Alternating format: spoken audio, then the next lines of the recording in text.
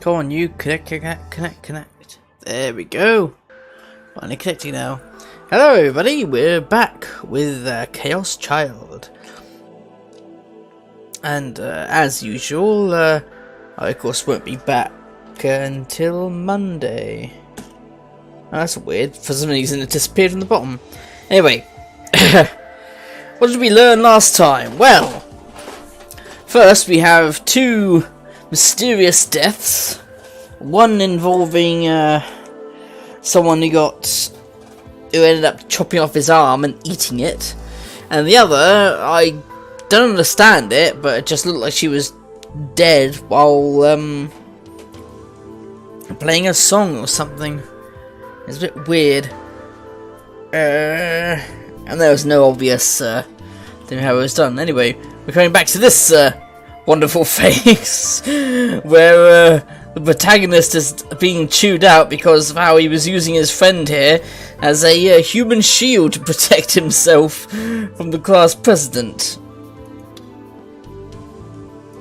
Yeah, load the data.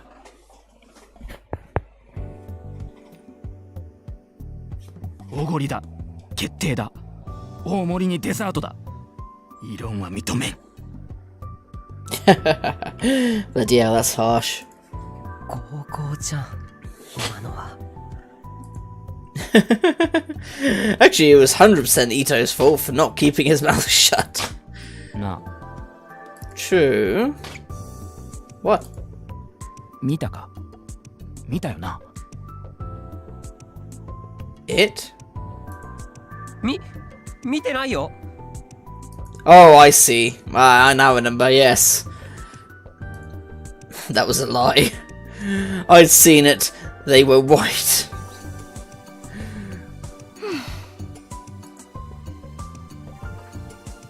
I glanced at Caruso at the corner of my eye. I guess that really was just what you'd expect. Still, I'd only gotten a glimpse.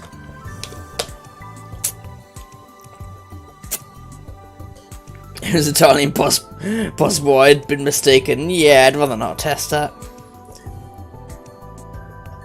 If I burn the image into my brain now, maybe the next time something like this happens, I'd be able to react more quickly. So I prayed for more good luck. Charming.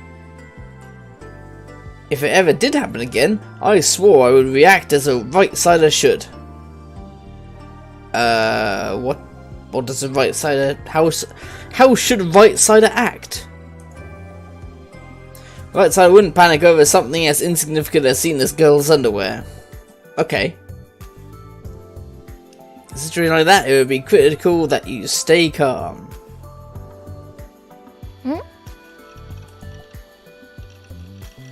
But she ready to turn on the printer. Kazuki trotted over like she usually did.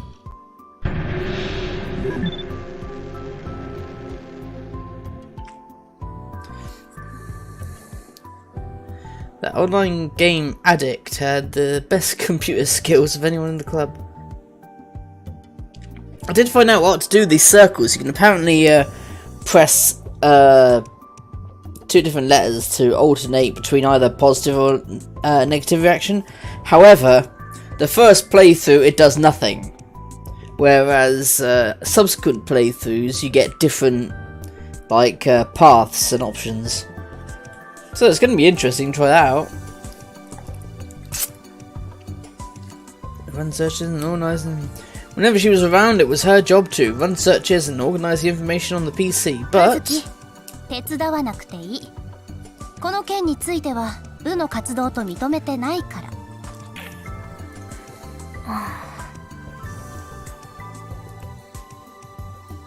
Who gave us a question look? そうなんだ。 She just went, like she always did and walked away. She put her headphones on and went back to the corner of the room. She started slamming keys again. I never did know how to talk to her. Well, it was a bit difficult. Actually, it felt like it had been forever since I had even spoken to her. If you could call this a conversation, that is. I've been part of the newspaper club for 6 months, and all I knew about her was that she liked games, knew a lot about computers, and hated talking. That's all you need to know, I guess. In the end, Ito printed out the pictures, and I took them and went in front of the bulletin board before Kuso changed her mind. Kuso was going to listen, and probably better to start at the beginning. She didn't seem interested in the cases, but if I ignored her and it made her even madder, even using Ito as a shield wouldn't be enough to save me. 今僕らが追っている事件は2つ。まず1つ目は今月の7日に起きたニコニア生放送公開自殺事件、通称こっちみんな。場所はここ、神南。事件の内容は名前の通り、ニコニア動画で生放送していた男が放送中に突然自殺した。Wouldn't really call it kill himself. Don't know how he suffocated, but 厳密に言うと完全に自殺と決まったわけじゃないんだけど、死んだ時の状況からそう言われてる。it looks like one. What, cutting off your own arm and eating pieces of it? Well, then again, I guess they don't. It isn't well known about supernatural abilities in this world yet. 名前は大谷優馬、21歳。俺氏、未来が見えてしまう件についてっていう預言者もどきみたいな放送を定期的にやって結構アクセス数を稼いでいたニア生主。で、その状況だけど、まず放送中に大谷氏はコメントを設ける時間をとって一旦カメラ前から姿を消す。その後ドアがノックされて誰かが来たらしい音をわずかだけどマイクが拾ってる。聞き取れないけど何かを話す声も。そしてカメラ前に戻ってくると右腕が半分なくなってた。細かく切断されて自分が持ってきた皿の上に乗ってたんだ。そしてその指を自分で食べた。まるで痛みを感じていない素振りで。Yeah. Goose's expression changed a little. She probably hadn't known that. The suicide had been big news, even on TV, so she'd probably seen it there, but the details had been so horrific that the news hadn't broadcast them. But those details could be found anywhere on the internet. It was only a matter of time before someone started putting it all together. The video itself had even started to get around. そして少し経ってからいきなり苦しみ出して死亡した。見ていた人は事件として発覚するまでいたずらか何かだと思っていたみたい。出血性ショック死な。警察の発表でもそうなってたし、混沌するまでの時間を考えても間違いない。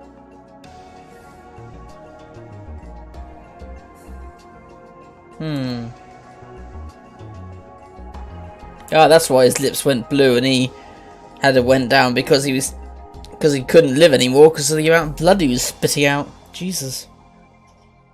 You knew more about this stuff than I did. He was a fan of bizarre murders and he'd read 10 times as many killer diaries and non-fiction crime books as I had. 何らかの理由で精神が錯乱した上での自殺って見解が濃厚らしいけど、警察は自殺の直前に部屋を訪ねてきた誰かを探しているらしい。Because it does seem a bit...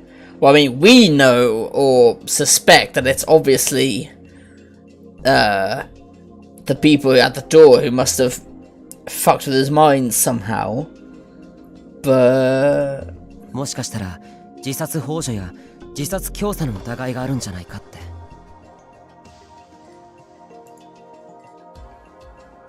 In Japan, if you saw someone trying to kill themselves and didn't intervene, it wasn't a crime unless the police could prove you wanted them to die. but aiding in a suicide or encouraging someone to commit suicide was legal. Makes sense. I mean, the police were probably looking for whoever met Utani just before his death.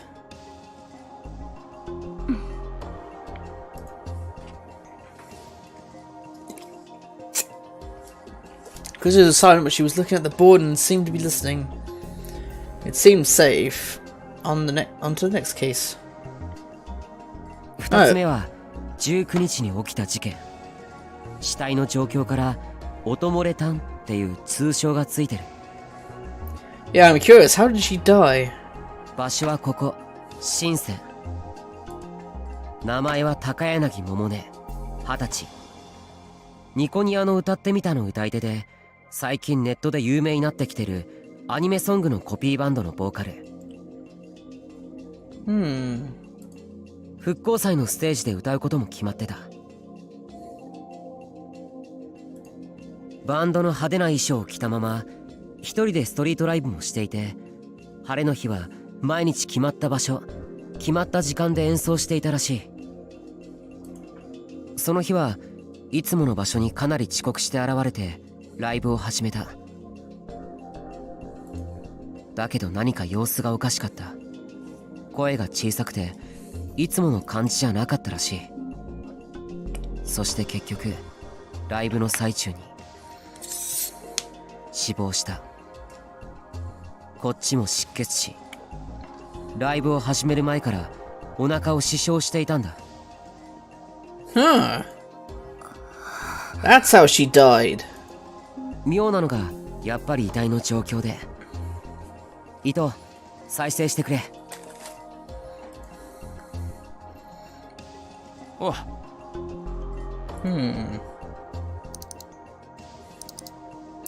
You tapped a few keys on the keyboard's computer. And a moment later.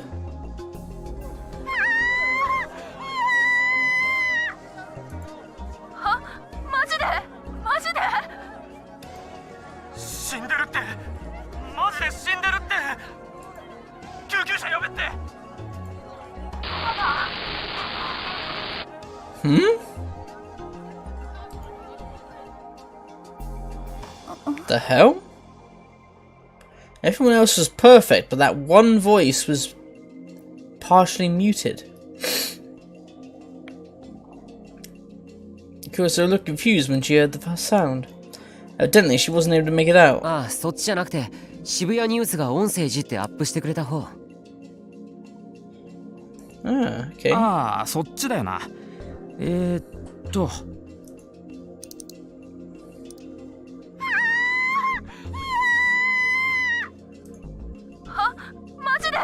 マジで死んでるって。マジで死んでるって。救急車呼べって。ありがとう。ゆっくりしていってね。ありがとう。ゆっくりしていってね。ありがとう。ゆっくりして。 Bloody hell. That's creepy as anything. Thanks, take it easy, thanks, take it easy, thanks, take it easy. Ugh. Her expression changed. She must have been able to hear it this time. ありがとう。ゆっくりしていってね。常連のお客さんによれば、いつも彼女はこの一言からストリートライブを始めていたんだって。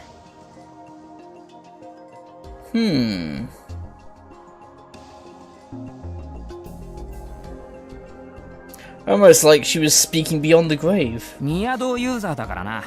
なんでも歌ってみたの歌い手の中では彼女のライブが一番だって最近評判だったらしいぞ。So far, it seems like the streaming service is the common element. Oh shit, does that mean I'm next? That's strange.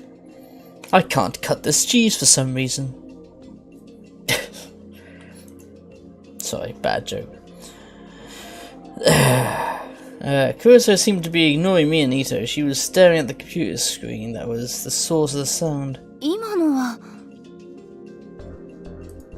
悲鳴は死体を発見したお客さんたちのもの。動画で撮っていた人がいたんだ。で、今のは高柳さん自身の声で。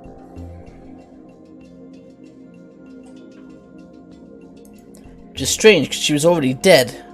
お腹に埋め込まれていた小型のスピーカーから聞こえてきたんだ。Oh. Oh. So they stuck that in her stomach just so that she could say. Oh. Girls seem confused, so Ito injected. その日のライブは最初から録音されたものだったんだよ。後で発見された証拠によると、彼女はコンビニで売ってるカッターで自分で自分の腹を裂いて Bluetooth のスピーカーを埋め込んだらしい。ガムテープで止血とも呼べない適当な応急処置をした後、着ている服と衣装でその傷を隠してライブを始めたんだ。Oh, bloody hell. 最初は録音した自分の声に合わせてギターを弾いていたらしいんだけど、途中からは歌声だけになった。それからはうつむきっぱなしだったみたいだから、その時にはすでに死亡してたんじゃないかな。だけどお客さんは様子がおかしいとは思いながらも気づかずにずっと聴き続けて、彼女のポケットに入れていた携帯音楽プレイヤーが傷から流れた血液で壊れたのか、最初からそういう設定だったのか。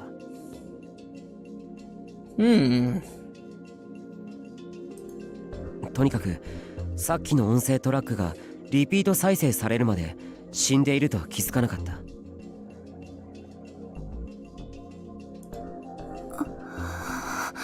That's just extra disturbing. His face was a mixture of confusion and discomfort. Of course it was. She'd never heard of something like this. Well, I've never heard of something like this. I couldn't hold back my excitement. すごいだろ。I wouldn't quite use the word amazing. Instead of agreeing, Ku's brow furrowed. She probably didn't realise it, but she'd wrapped her arms around herself. What was wrong? Was that a little too creepy? Yes. ここまでは単にこれまでの事件の整理だろ。発見ってのは？ Oh yeah, he was right. He was computer to print out a series of pictures. 当然だけど、両方とも事件の目的はわからない。 So I hate 唯一 streamers. の不審人物である大谷氏の部屋を訪ねてきた人間が何者で何を考えて何を話したのかも見当がつかない。でも僕はこの妙な事件はまだ続くと思う。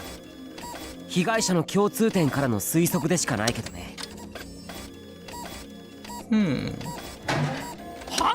マジかJoe leaped out of his chair in shock. Well, I can blame him. 共通点に関しては散々話し合ったろ。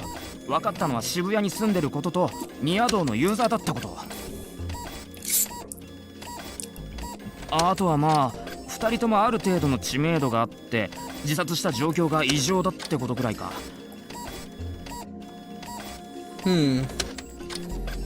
でもそんなもんじゃそれ以上のことは何も見えてこなかっただろう。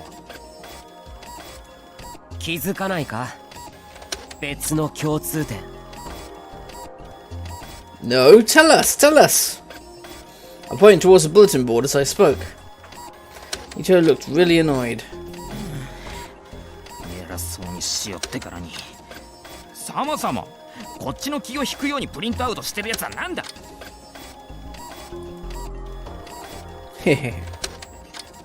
One of the best parts of finding something like this was seeing the angry look on his face. Well, it was only yesterday that I'd found it myself, though. じらさなくていいから何を見つけたの？ Gusu beckoned for me to go on. No matter what she said, after hearing all this, she probably wanted to know what came next. Oh, it was done printing. Ah! Bizaki suddenly stood in front of me. She offered me the printed images without a word. ありがとう。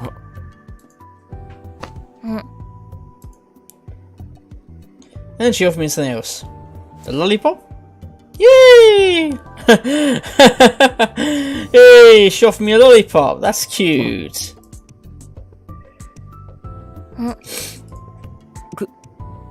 くれるの？どうも。 She nodded.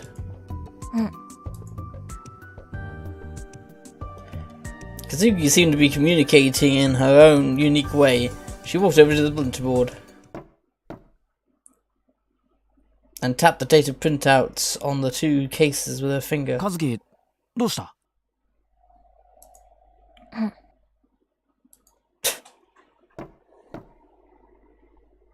She did it again. I saw the part she was pointing at and nodded. そう。日付だよ。7日、19日。 The 7th, the 19th. I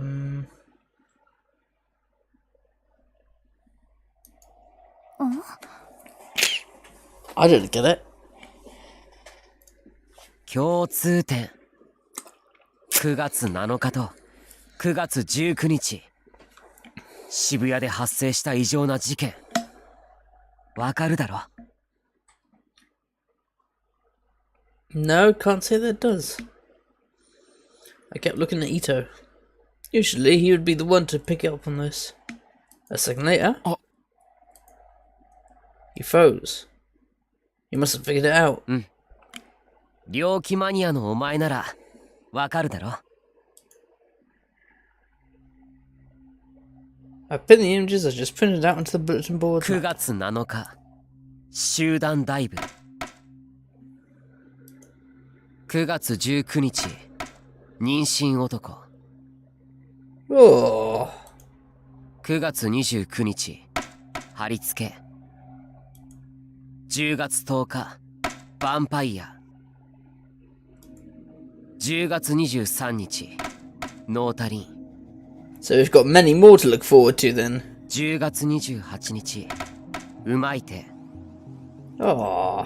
11月4日、ドキュンパズル。ニュージェネレーションの狂気。 A new generation madness. Does not sound good at all. Bloody hell. Yeah, I'll give you all a warning because I'm gonna try and blow my nose a bit. That's better. I really don't want to go into a coughing fit again like I did yesterday. That's because I hadn't blown my nose for so long. That's better. Right. Oh shit. Right, this new generation madness. The name of a series of brutal serial killings that took place in Jiro between September the 7th and November the 4th. In all, 14 people were killed across 7 incidences. The name New Generation Madness was created by the media at the time in reference to both the bizarre nature of the killings and the way the youth of Shibuya seemed to welcome and enjoy them. The dates and names of each murder are as below. 7th, 19th, 29th, 10th of October, 23rd of October, 28th of October, 4th of November. No more. So we've got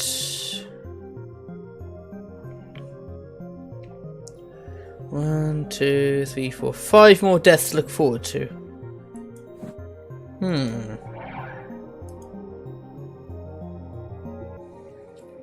Yep.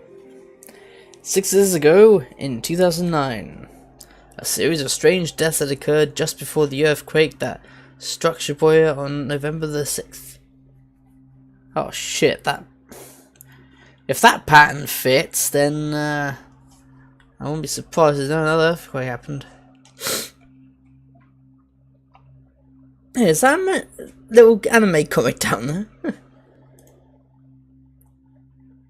They became famous for the words left at the scene of every crime.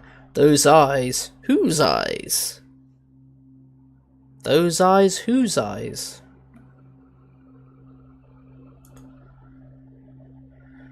They called the killings the New Generation Madness. It took place in Nigeria, but the whole country took interest in them.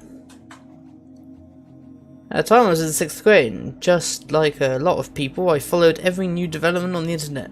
日付が6年前の事件とぴったり一致してるんだ。事件も自殺っぽいっていう内容はともかく猟奇的だという点で同じ。That is true. 偶然でしょ。A coincidence? Really? Really, a coincidence? A coincidence would be 1. 2, arguably, maybe, but this weird? Nah. She seemed to be trying to force the words out of her throat. Christler was acting a little strange. Her arms clutched her torso even tighter. 副部長 Maybe it's because of all the creepy pictures she'd seen. Christler was clearly shaking. She tried her best to stop it as she spoke. 何でも関連づけて大きくしたがるのはやめなさい。2つたまたま一致しただけでしょ。偶然かそうではないかはすぐにわかるよ。ニュージェネ第3の事件が起こったのは9月29日。つまり今日だ。So if they're right, another one tonight. 渋谷でまた妙な事件が起こったらその時は間違いない。偶然が3つ続くなんて放っておける要素じゃないだろ。That's true. A phone rang. It was mine.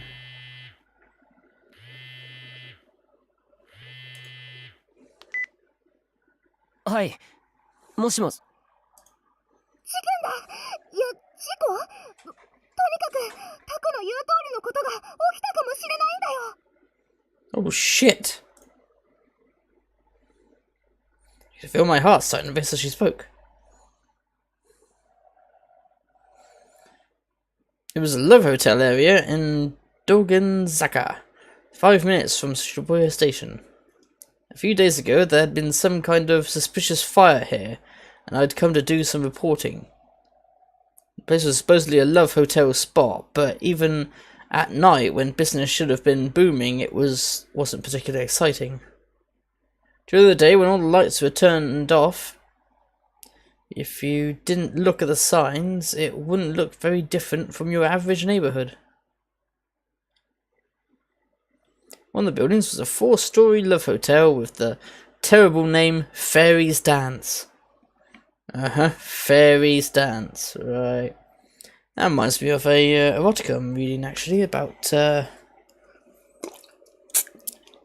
this guy entering a fully immersed VR where you stay in this pod pretty much permanently, and it does all the cleaning your body and everything for you, and waste disposal and of course everything else, while you could experience a fantasy world. Well, it says you can do all kinds of, standard typical fantasy game stuff, go on quests, help people, blah blah blah, or you could just go around and fuck people. It faced no street and there was no parking lot, so the police car was parked at a meter nearby.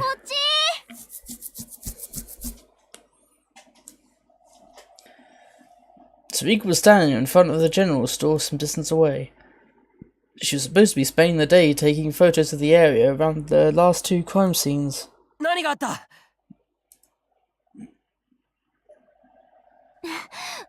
わかんない。さっきゲンさんと107の近くですれ違った時にここで何かが起きたって教えてくれたの。相変わらずあの人はよくわかんないな。どこから仕入れてるんだ、そんな情報。便利だからいいけど。Perhaps he's involved. Probably not.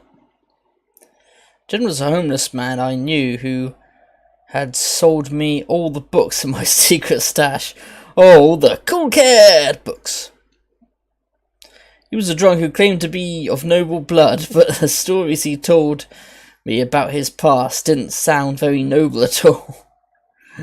The guy was a weirdo, but since he spent all his time wandering around Shibuya, he knew a surprising amount of info about it. でも大事なのは間違いないっぽいよ。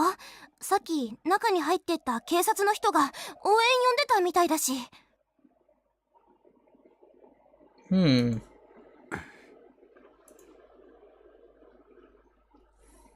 I see. So let's start by taking a video of the outside of the hotel on my smartphone. お前、こういう時だけ足早いな。Now, funny you could enter track.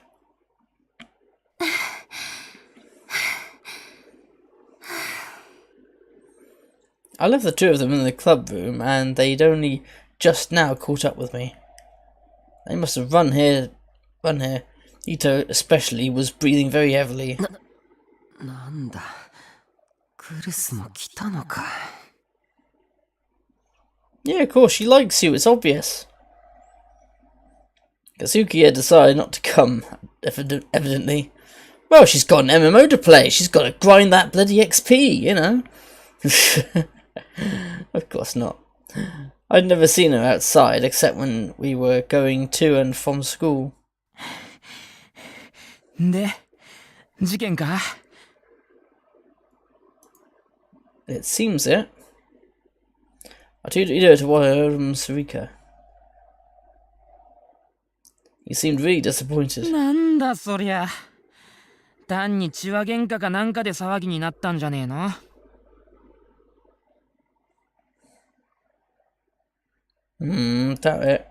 それだけでわざわざ応援なんて呼ぶか？それに、今日は29日なんだぞ。だから気にしすぎだって言ってるでしょ。 Probably right until you actually see the body. If it's another really messed up situation like those others, then yes. Kuza seemed upset. She glanced at the love hotels around her in disgust. 早く学校に戻りましょう。学生がいていい場所じゃない。監視カメラに映っているのが問題になったらどうするの？ I don't think it mattered that much unless you were seen actually entering one of those or making a deal with the proprietor. Would they? I don't know, Japan can be quite strict, quite harsh with some of the rules. She probably didn't want to get involved. Yeah, that sounds about right.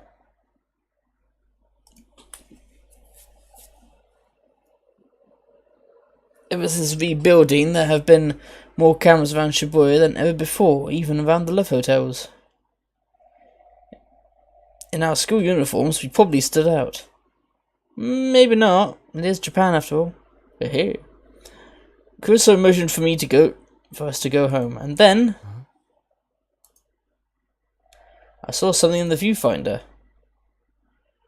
On the third floor of the Love Hotel, the windows in one of the rooms facing the alley was open. The windows must have been all the way open because the curtains were fluttering out. なあ、普通こういうとこって窓開いてないもんだよな。Well, no, I certainly wouldn't. The idea of the Love Hotel is obviously being discreet. I don't want to, I wouldn't want to do something discreet and then pretty much announce it to the world. Hey, everybody, look at this! As he did, as I looked up at them. まあそうなんじゃねえの? 使ったことなんかねえからわかんねえけど。He did follow my gaze and saw it for himself. It felt suspicious. I'd never been to a Love Hotel either, so I didn't know. But normally, you'd keep the windows shut, right? You wouldn't want people seeing or hearing what you were doing. Hence the reason of going into a Love Hotel. And then, suddenly, I heard a sound from somewhere. It was a calming song with a simple melody. I took a closer listen. Was it a music box? It definitely was.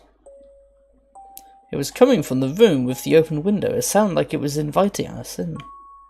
What was going on? I looked around. The building across from the open window was another love hotel, but it had no windows on the side. I couldn't look into the building like I had done with the karaoke box last week. And I certainly couldn't climb my way up. ちょっと何考えてるの？ Oh, I think you know what he's thinking. I must have had a pensive look on my face because Kurusu turned to me and asked. バレないように中に入れれば。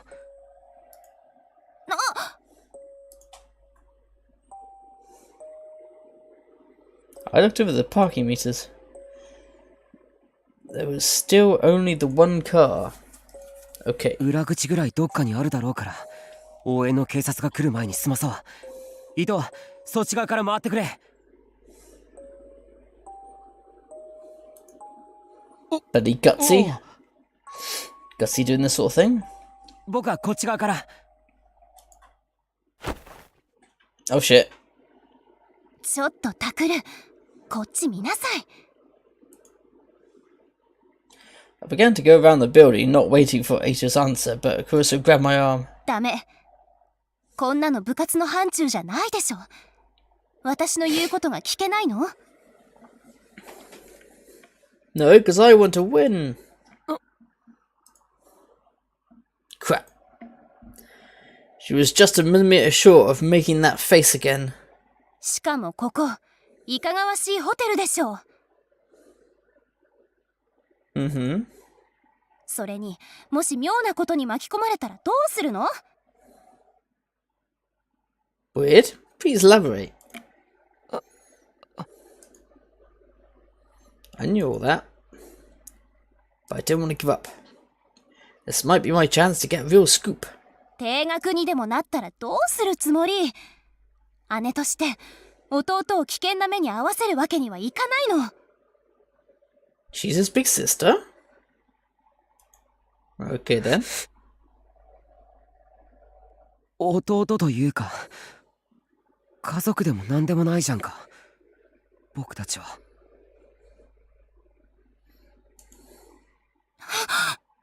Hmm?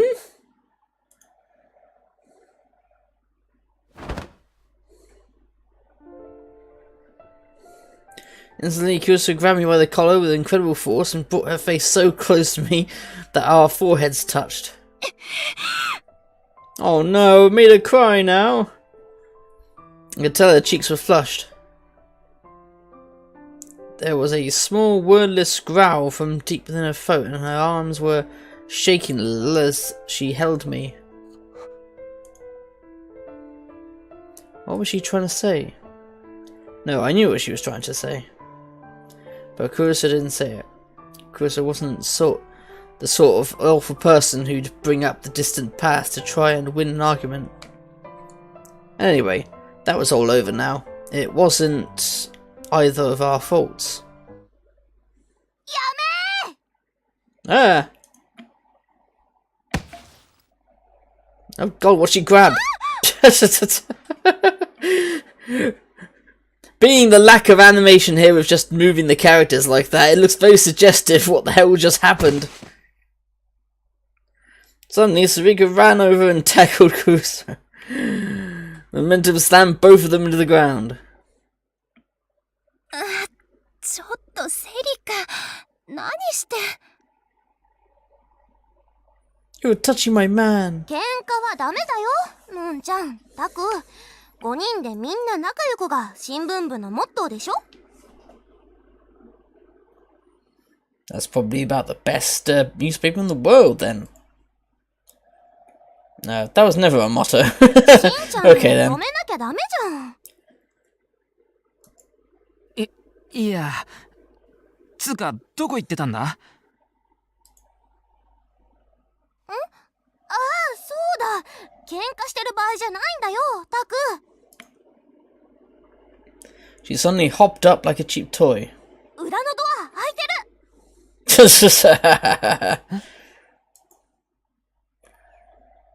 喉乾いて自販機なくて、ホテルの中ならあるだろうと思って裏のドア見つけて開けて。 But yeah, they leave the back door open. 中入って自販機やって、さすが妖精のダンスじゃん、やるじゃんって思って買って一気飲みしてたら、あれっ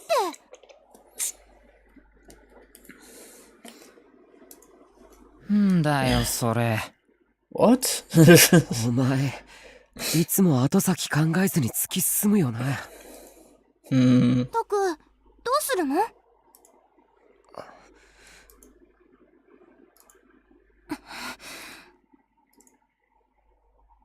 I could tell that Kuso was glaring at me, but she didn't say anything. She couldn't say anything. 二人で行こう。カップルの方がいざという時にごまかしが効くかもしれない。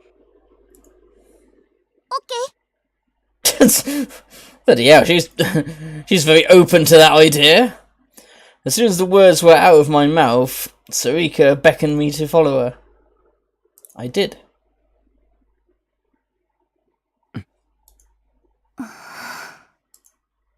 But I love you. I didn't say it, but in my heart I apologized to Kuso as I went in.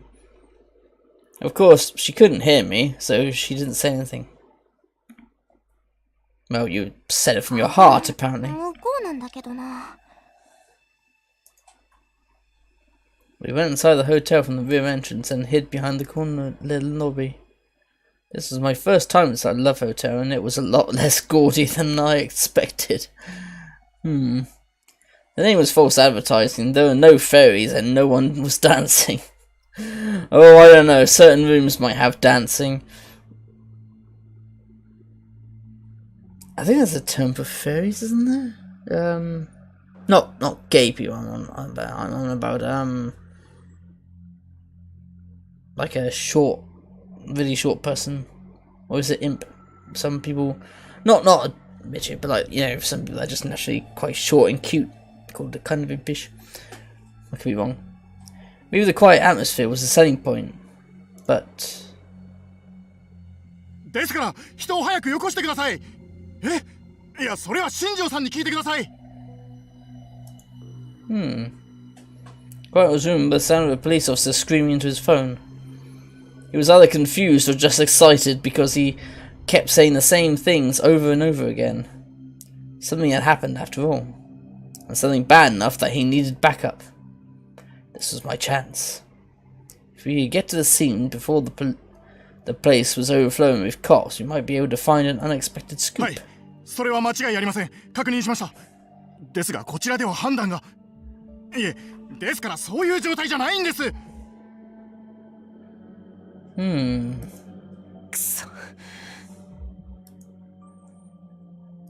That cop was in the way. Whether we took the stairs or the elevator, we needed to go through the lobby to get to the room. タク、行くよ。早く。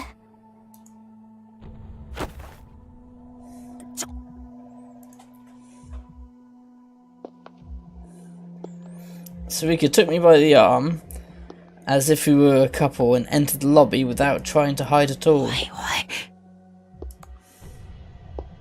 She ignored me and walked straight for the stairs. おい。 Cop must have seen us because he yelled at us from behind. Shit.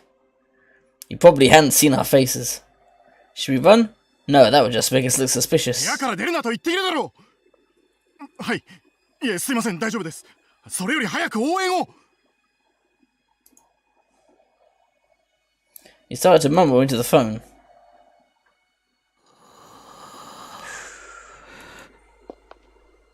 He crossed the lobby without looking back. 無茶するなよ。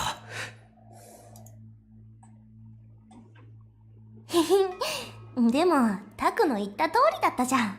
ごまかせたごまかせた。びっくりした。Yeah, it scared me as well. That was a close call. My heart was pounding so loud that the noise was making me sick. Could he not tell that we were high school students? I think he probably could, but at the same time, what saw him clearly freaked him out so much that he was just not paying attention. No, even if he only saw us from behind, he'd still be able to tell by our uniforms. Why didn't he arrest us? Well, like I said, he probably got too freaked out. He was panicking so much that the thought never occurred to him. Yeah, that's what I'm guessing. どうしようか。 So Vika let go of my arm and turned toward me. That's right. Now wasn't the time to be thinking about other things. 外から見たあの場所が現場かどうかはわからないけど、とりあえず3階から当たろう。そこが外れだったら他の場所を見ていく。警察の応援が来たらそこで切り上げ。でも警察の様子から見て、やっぱり何か事件があったんだ。絶対に取って帰ろう。オッケー。 Oh, the guy's not gonna have a music box stuffed up his ass, is he? It was quiet. Policeman's voice was still drifting up the stairs, but it only made the quiet seem more oppressive. Just like he'd said, the customers had probably been told not to leave their rooms. It was too late for it to matter now, but I was starting to feel a little scared. Come to think of it, if something had happened, maybe the killer was still here. そういえばタク、まだのんちゃんと喧嘩しちゃってるんだね。Non? Sarika's voice was relaxed. I was grateful. I'd take any opportunity to relieve this tension. 喧嘩ってわけじゃないよ。 No, maybe it was. でもまだクルスって呼んでるんでしょ？気持ちはわかるけど、なんとかならないかな。 Got a point. Till half a year ago, I'd call her Nono, her first name. After the incident that had caused me to leave the dorm, I'd never called her that again. As long as I kept calling her Caruso, she'd keep being mad at me. It must have been hurting for some important part of her. タク。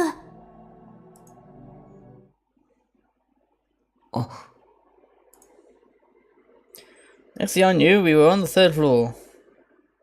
Sarika had gotten ahead of me at some point and was poking her head around the corner into the hallway. 誰もいないみたい。よし。 I took out my phone and got ready to record.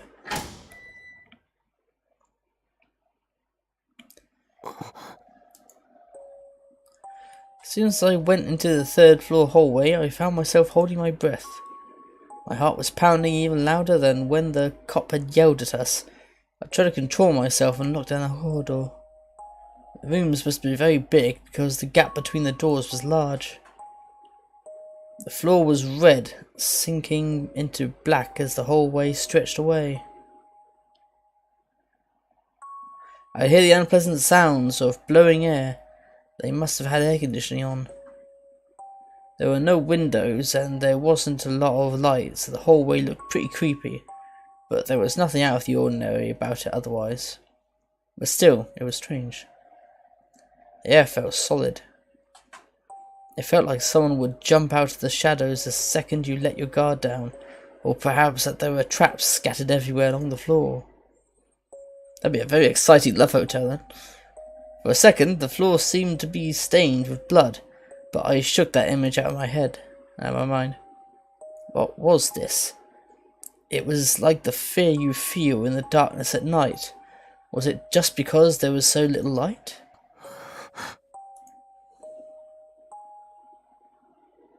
No, it was worse than that.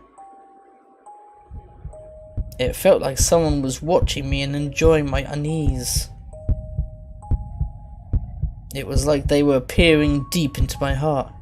Oh, that's not good. That's not good. Some of the blood bits around the bit there. It's what happened with the first guy and how he died. タク？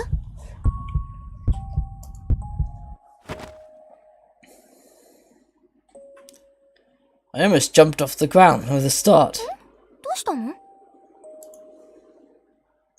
Don't just talk to me like that. You scared the hell out of me. なんでもない。なんか変じゃないか。Very weird. Very disturbing, I'd say. I adjusted my head down the hallway so he could look past me into the darkness. そりゃ暗いからなんか不気味だけど、雰囲気作りとかじゃないの？ She probably got a point. Was it? Was that all? Was I being too sensitive?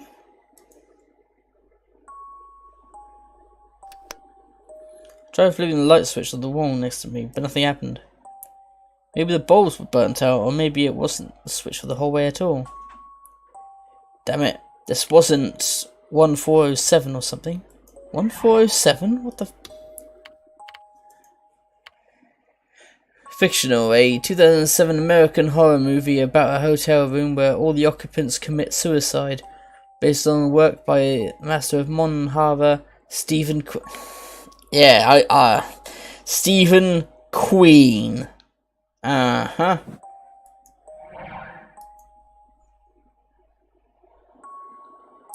I turned around. The only person there was Sarika. No one else was looking at me. I took some time to make sure of it before I spoke. 行くぞ。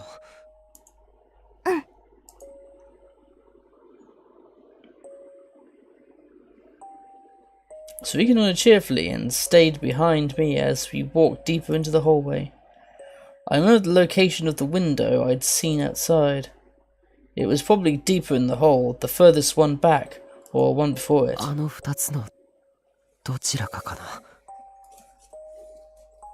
I walked as silently as I could down the long hallway toward the last rooms on the left side.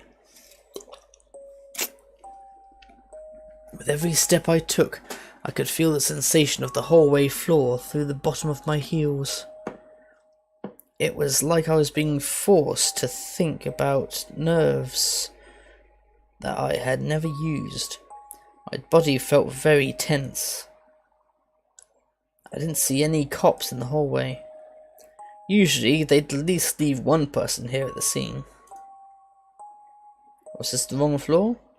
I'm thinking it's more because there's only one cop. One cop who's downstairs absolutely shitting himself.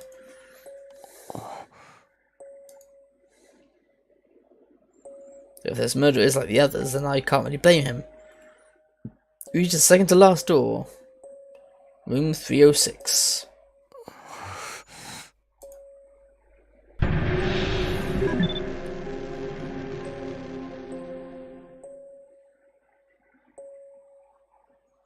I listened carefully but didn't hear anything revealing. Why does it keep sending my WhatsApp things out of bloody date? I swear I deleted it, didn't I? That's better.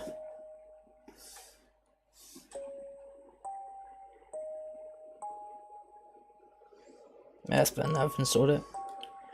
Alright, sorry everyone, just get back into the Twitch thingy. There it is. Right. Just the quiet rumble of the air conditioner. 覗き穴とかないの？ Come こ on. こはラブホテルだぞ。ああ、そっか。おい、何を。ノック。 Knocking. お前な。 What if someone really answered the door? ちょ。 Wait. There was a loud sound. I quickly glanced around to see if anyone had heard what Sirika did. 開かないね。鍵をこっそり借りてくればよかったかな。There was no answer from inside. No one was there, probably. タク？どうしたの？いや、いい。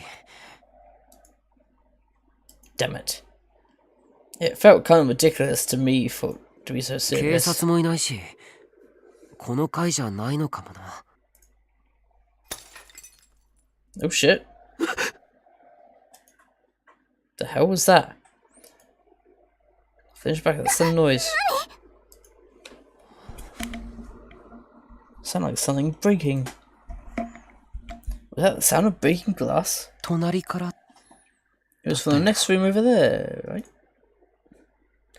She was clinging to my back in surprise with her hands on my shoulders. 多分奥でしょ。 So you're pointing to the next room. I would think the door would be still open, surely. They stood there for a moment. The violent sound must have scared her because Rika's easygoing mood had totally vanished. But we waited for a while and nothing more happened. There were no voices or sounds of struggle. The hallway was the same as ever. But was I imagining it, or was the hall a little darker than before? 戻った方がいいか。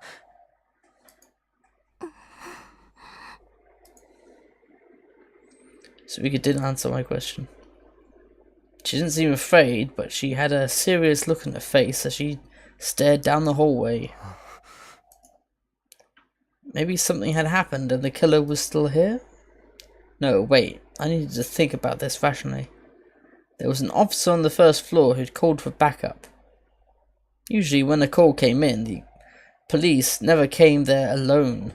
There was always more than one. I'd found that out myself during my reporting, so I wasn't so sure of it. So there had to be another officer at the scene. The killer couldn't be just behind there. If there was any chance of that, the cop wouldn't have just told us to go back to our rooms. Did the killer break the glass during the struggle? No, that didn't make sense either. If there was any chance of them being able to do that, would that officer have gone downstairs? He'd probably have gone down there to tell the front desk not to let anyone else in. I had no proof, but it should be okay. More than anything, I hadn't taken any photos yet. What? I jumped literally when I heard the sudden sound. It was a very strange sound, one that didn't belong here at all. And so I got so nervous, she taken out her Go Focky Go strap and started to play with it. She probably didn't even know what she was doing it. I softly poked her with my elbow. I motioned for her to keep quiet and she seemed confused, but then she realised what she was doing and quickly put the strap back in her pocket. As soon as she was done, I looked down the hall once more, all the way to the front of the room. We should head there. I tried to steel myself, then checked over my shoulder once more to make sure no one was there. I started to walk forward very carefully. I was afraid of making even the slightest sound. So Rika followed me wordlessly, with her hand on my shoulder. I grabbed her hand in my free hand, the other was holding my smartphone. She squeezed it tight. A feeling of her fingers kept me strong as I walked forward.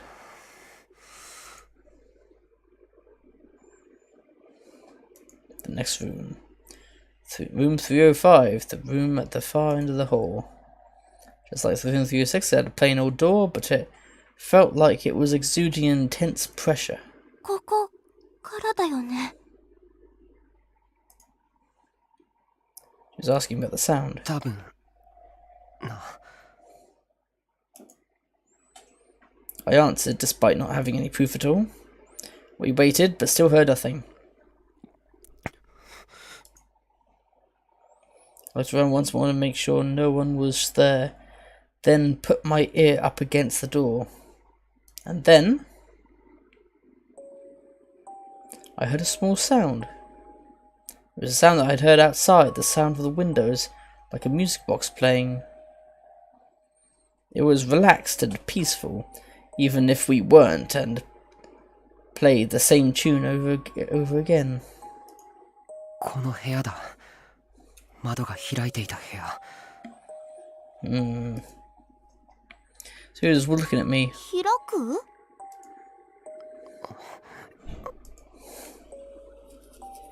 No, that's... I hesitated, but she put her hand on the doorknob. ダメ。 Huh, thought it'd be open. She seemed relieved but a little upset. I knew exactly how she felt. I felt the same way. No to wait from the door. I would have liked to take some photos before I left, but... Hmm? Someone unlocked the door? 今、鍵の音しなかった？ Yeah. That's what it sounded like. We were too confused to move. There was no sign of anyone coming out. Slowly touched the doorknob. It turned. The door was unlocked. How?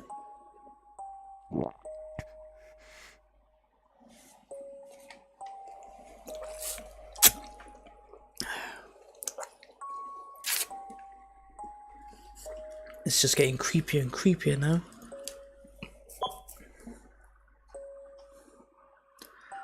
As if guided by all the strange things that were happening, I pushed the record button on my smartphone. I gripped the doorknob tighter. A voice in my mind told me to stop, to go back, but it was wiped away out by the sound of the smartphone recording starting and the door slowly opening. The more it opened, the less I was able to ignore my curiosity.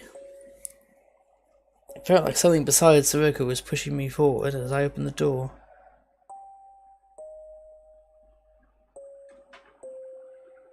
That song was playing in the dimly lit room.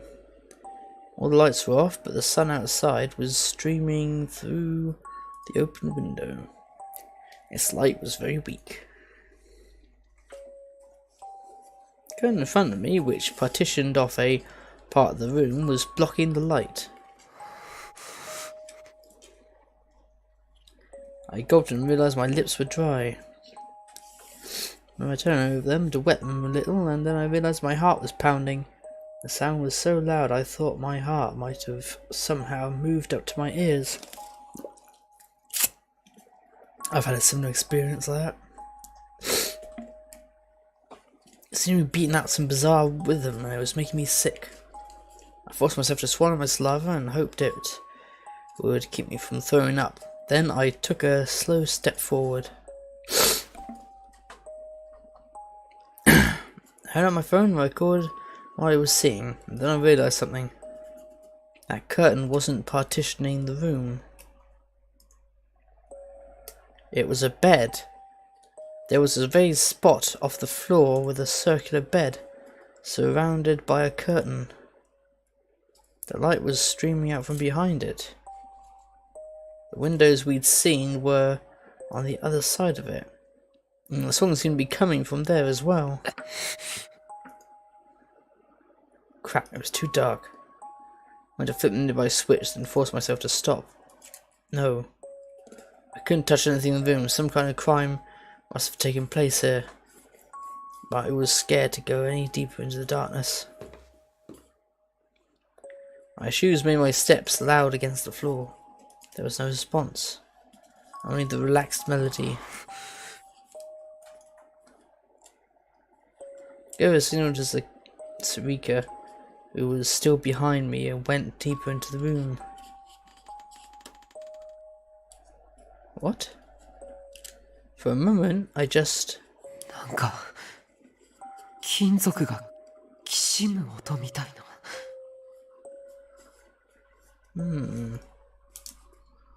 It felt like I was hearing it between the gaps in the music box's melody.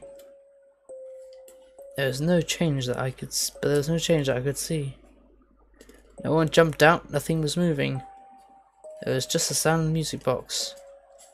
I looked from one part of the room to another to make sure nothing was amiss. And then I slowly moved forward.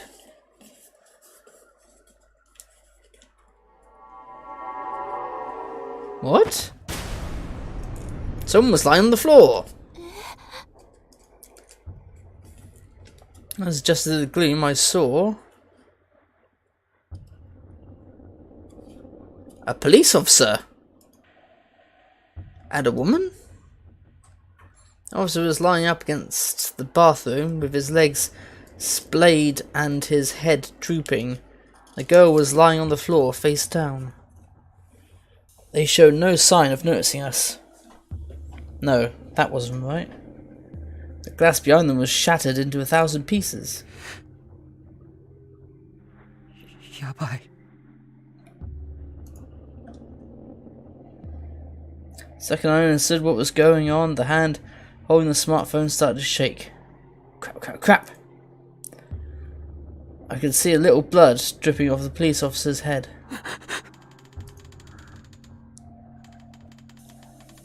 I spun around as I heard the sound.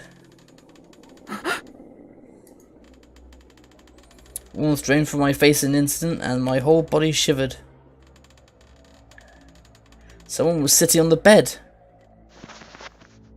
I staggered back and slammed at Sarika. 逃げよう。早く。 But I couldn't move. My hand was frozen as it pointed the smartphone towards whoever was behind the curtain, and it wasn't doing what I told it. Damn it. I took a step back, tripped and fell on the floor. My lungs weren't working right. The silhouette moved a little and I flinched. Oh, bloody hell. Give me a minute, guys.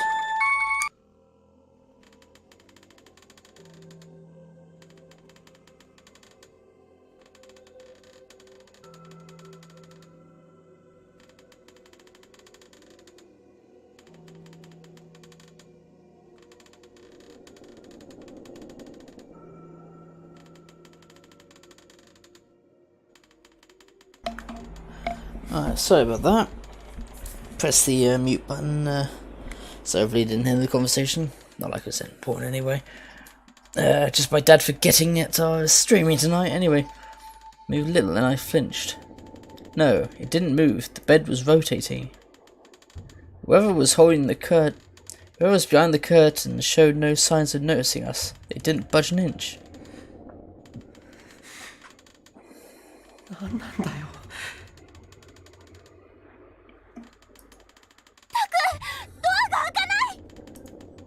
Oh shit.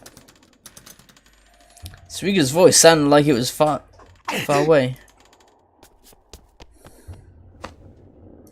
I ran back to the entrance and slammed myself into the door. It wasn't opening, it wasn't opening. なんで開かないんだよ。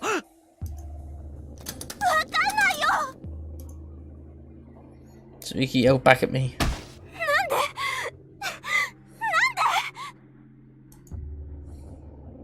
Sarika screamed as she slammed against the door. It's still unlocked. I tried to batter it down, but it didn't work. It was like trying to batter down a wall. Oh shit, the knocking. Suddenly I heard a knock at the door. I jumped away without thinking.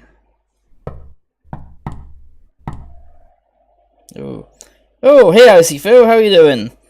Just playing this really creepy visual novel game called Chaos Child. It's bloody creepy. You're locked in this room now and this knocking is happening. It was coming from this door. The knocking was rhythmic and constant.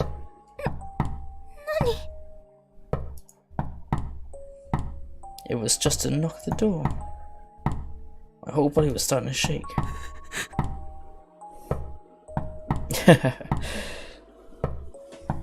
Oh, that's good. Yeah, this game has been very creepy. Last time this knock happened, two people ended up dead. In very mysterious and pretty messed up ways, basically. Someone on the other side of the door? Someone was knocking? It definitely wasn't the police.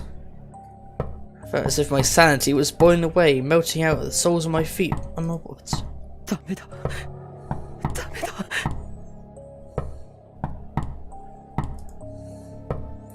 Don't open that door.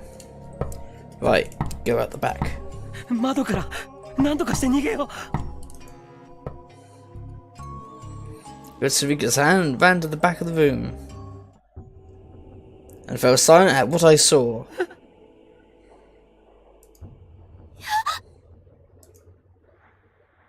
What was that? Curtain was open. There was a man there, sitting. No, he was moving slowly. The bed was moving in time to the sound of the music box. The eerie sound came from the wire wrapping round his neck.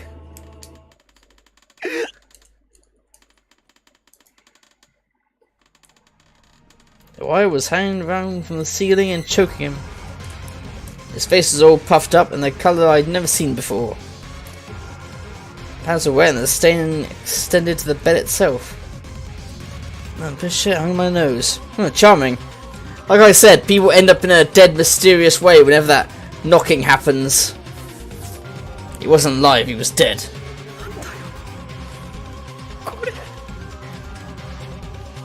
Why was he dead? Did he suffocate? Why was the curtain open? And what the hell was he doing? Why was he dead? My right hand moved without me noticing.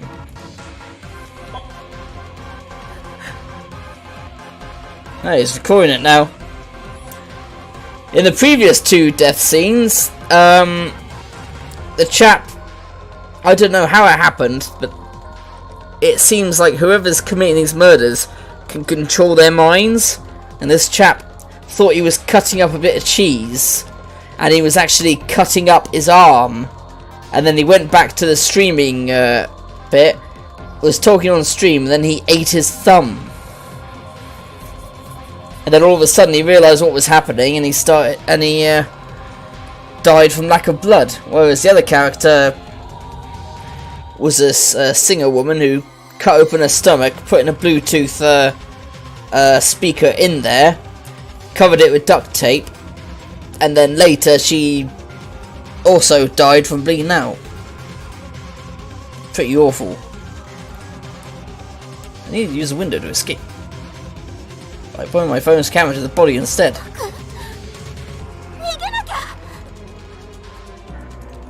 Now I quite agree with that. The body spun slowly.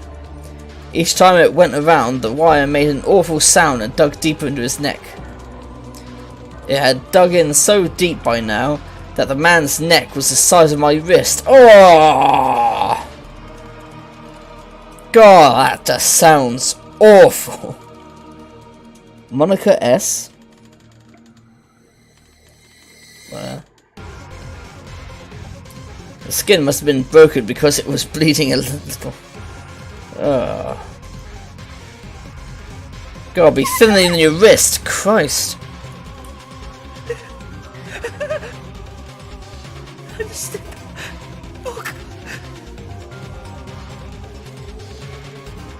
Sarika was right next to me, but her voice sounded far away, like she was talking through a telephone. I needed to get out of here, but I couldn't stop the filming. Why was I doing this? Why was he dead? The wire dug deeper and deeper into his neck without waiting for me to come up with an answer.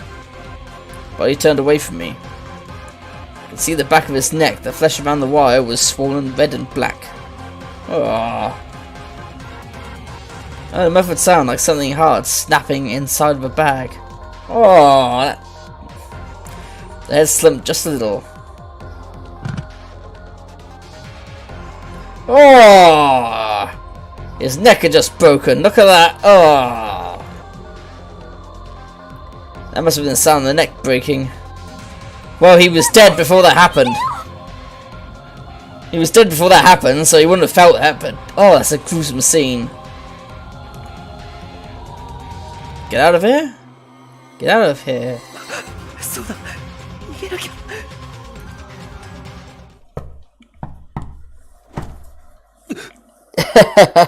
Oh, I don't really get nightmares, to be honest. I get on the occasion, but it's certainly not inspired by anything I'm playing or watching. Anyway, you have a good night, alright? See you later, Iceville. I moved as I heard another sound. I spun around. Oh, what the fuck? Ah!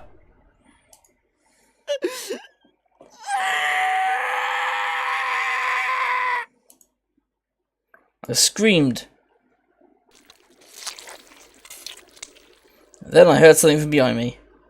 I didn't know what it did, but the next thing I knew, my whole field of vision had turned red. Then I felt something like a ball hit me. Before I could understand what it was, everything faded to black. Oh, the guy's head must have popped off. Oh.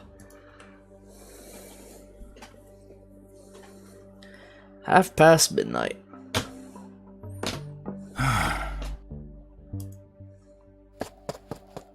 新庄さん、所持品と防犯カメラの映像から親族に裏取れました。死亡したのは柿田博則22歳。渋谷在住のフリーターで更新でマーケティングのアルバイトをしていたようです。更新でバイト？恋人は？いません。同居人もなし。一人暮らしだったようです。くそ。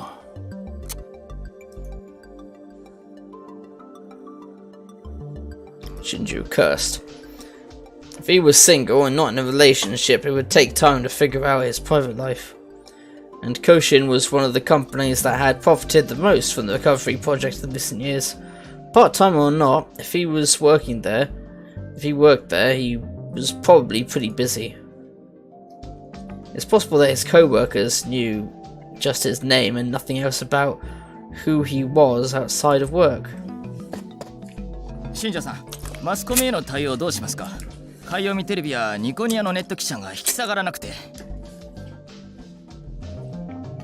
Oh, turn and leave anyway.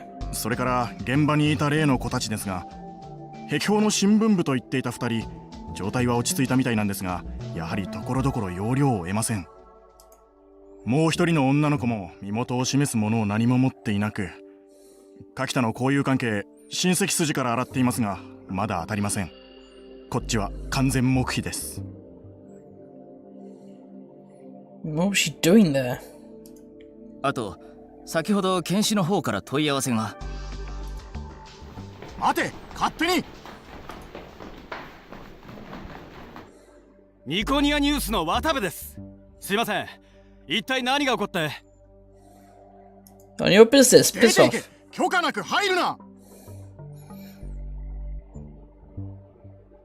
As a Sargon of Moron would say, you dirty, dirty smear merchant. He's a twat anyway. 一言お願いします。 Shinjo's men physically dragged the reporter out of the room.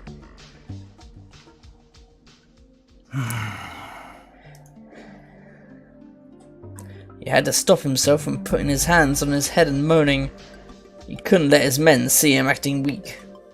Shinjo had been with police headquarters section 1 for less than 7 years.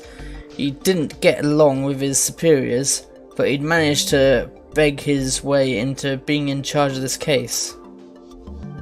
Maybe this is his way of avenging the death of an older detective who he'd admired. 窓枠の鑑識が終わったらすぐに外から見えないようにしといてくれ。あのネット記者は最近何するかわからん。Are you true? はい。検視は俺が直接対応する。それから会社の仕事周りへの人数を増やしてくれ。上には後で俺から言っておく。はい。それで例の子たちは？それも俺が持つ。じゃ、よろしく頼む。はい。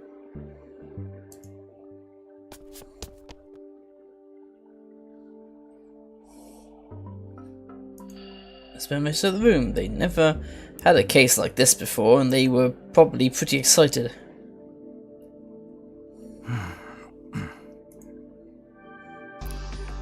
So was Shinjo, to be honest.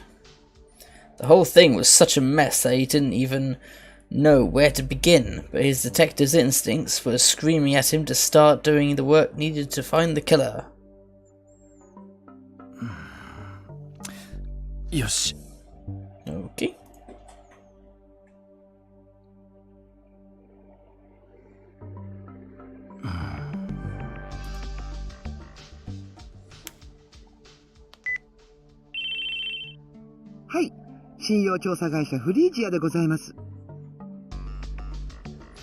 Trustworthiness Investigation Company Frisia.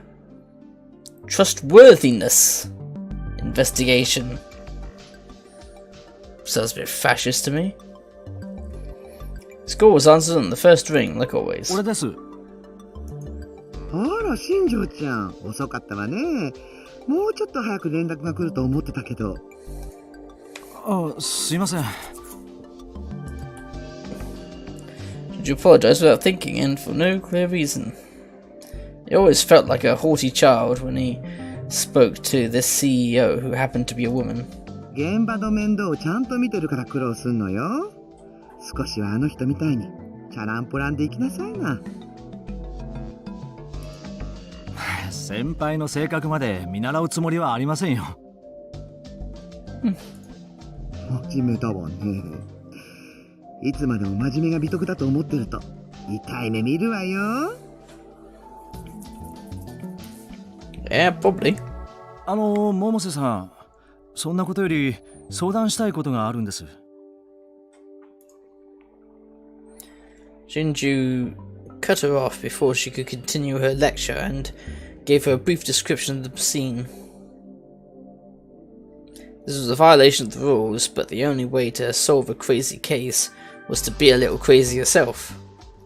That was the first thing he'd learnt from the older detective. それって殺人なの？自殺なの？ Also asked her questions after he described the situation. She cut to the heart of the problem. 現状ではそれがわからないんです。The hotel had gotten suspicious when Kikita had never come down after check-out time. When more than 10 calls to the room went unanswered, they'd contacted the police. Ah, that's how they discovered the body. 2 officers, as well as someone from the hotel, had gone to the room and found the body and unconscious girl. One of the officers stayed at the scene to keep it secure, and the other searched the hotel to make sure it was safe. During the search, he'd forgotten to lock the employee entrance in the back near the stairs. That was how the 2 students from Heikyo had gotten in. Shortly after he'd left the room, the girl woke up and started strangling the officer who stayed. He'd hit his head on the edge of the glass window and knocked himself out. He was going to be fine, but he'd been out cold until the backup arrived. They found the girl unconscious on the floor. A boy from thingy passed out on the floor too. The other girl was throwing up, also on the floor. Kikita's cause of death was asphyxia via strangulation. Yeah, I thought so. Wire around his neck was a kind used at construction sites. It had been hung in an X pattern from the lights on the ceiling. And he'd been sitting on the bed as it rotated. That's why there was so much pressure on his neck that finally his head had been severed. Yeah, I thought that's what knocked him out.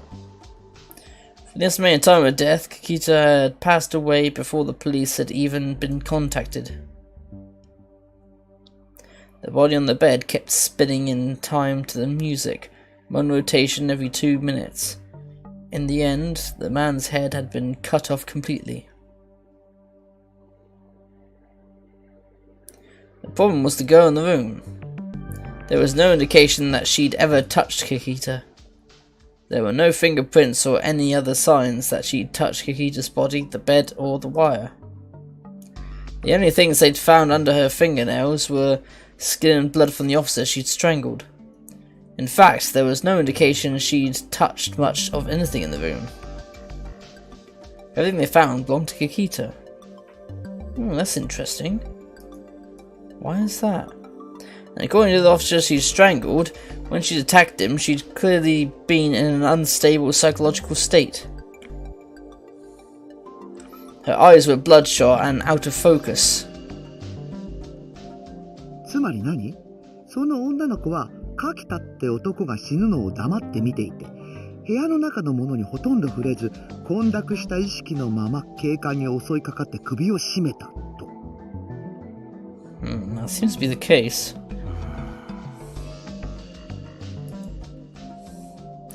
Shinjo scratched his head as he heard her sum up the situation. That was what it looked like, at least from what they knew right now. And just going by that, it sure looked like a suicide. But it was all far too strange. なるほど。厄介だわね。現場に入り込んだっていう壁砲の子たちは？ショックが大きかったようで、最初は何も喋らなかったんですが、今は少しずつ話し始めています。ですが、いろいろと問題のある壁砲の子ですから。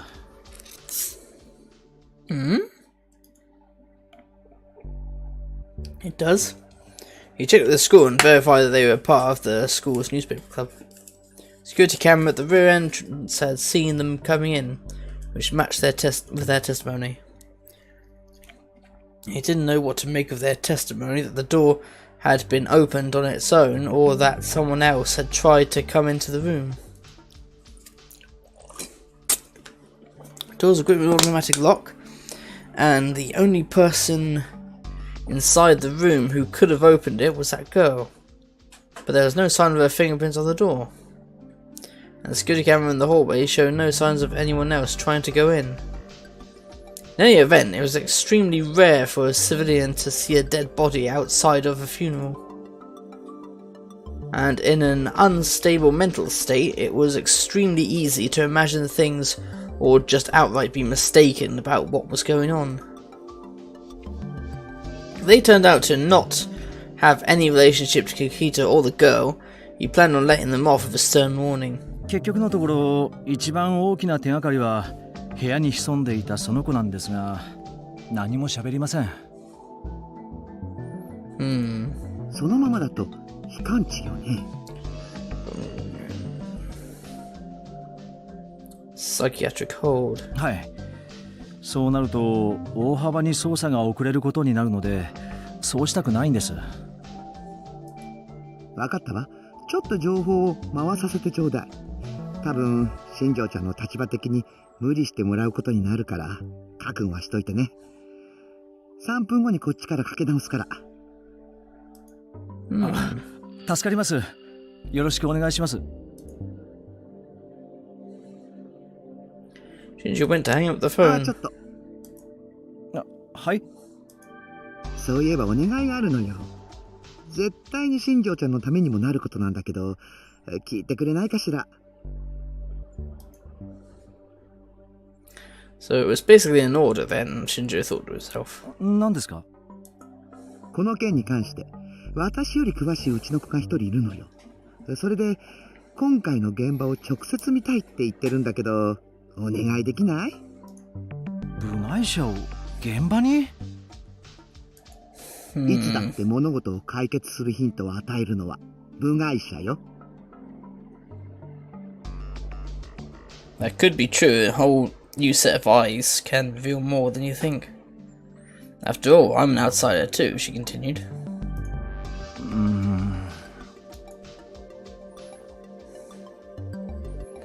In his head, Shinjo went over the steps he'd have to take and the time required to take them.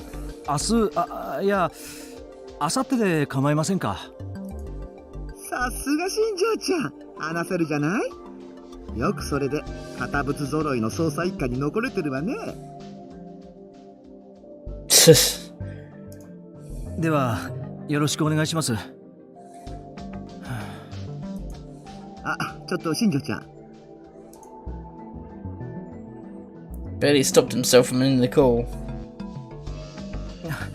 まだ何か？念のためアドバイスをしとこうと思って2つね。言っておくけど、さっきのは冗談じゃないのよ。は？チャランポランで行きなさいっていうやつよ。Best relax a little.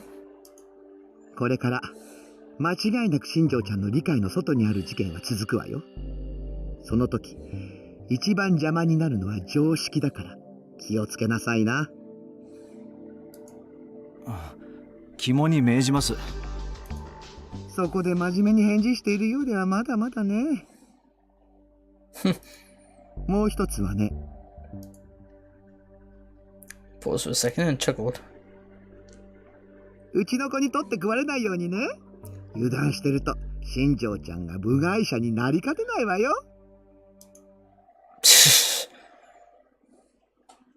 September 30th, Wednesday. なあ、ツイポ見た？ On Twitter? 壁砲ボットのネタ画像でしょ。でっかいウーパがドヤ顔して光るように座って渋谷も変わったとか言ってる。そうそう、めっちゃ切なそうなの。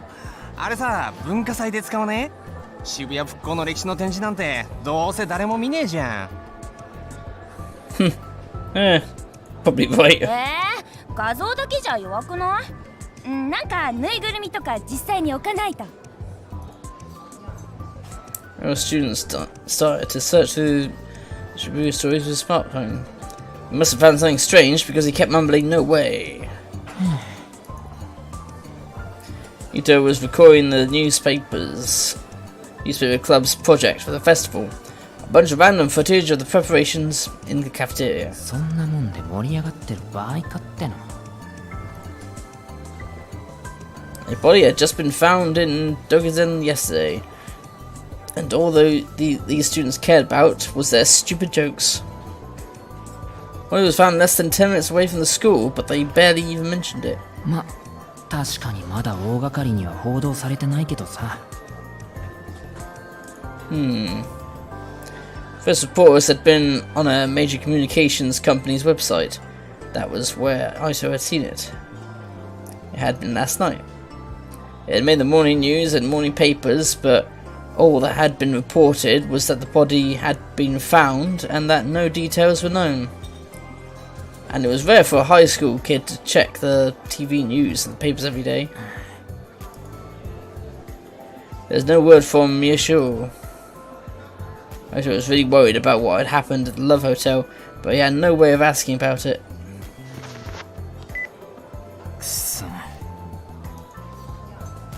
He took out his phone even though he knew he hadn't gotten any calls. Sure enough, there were no messages. He'd been doing that a lot since yesterday. He couldn't bring himself to make a call. Yeah, I could understand why you don't want to tie yourself up. Shit. He didn't know what to say. He didn't know what to say to a friend who'd been taken away by the police. Ugh.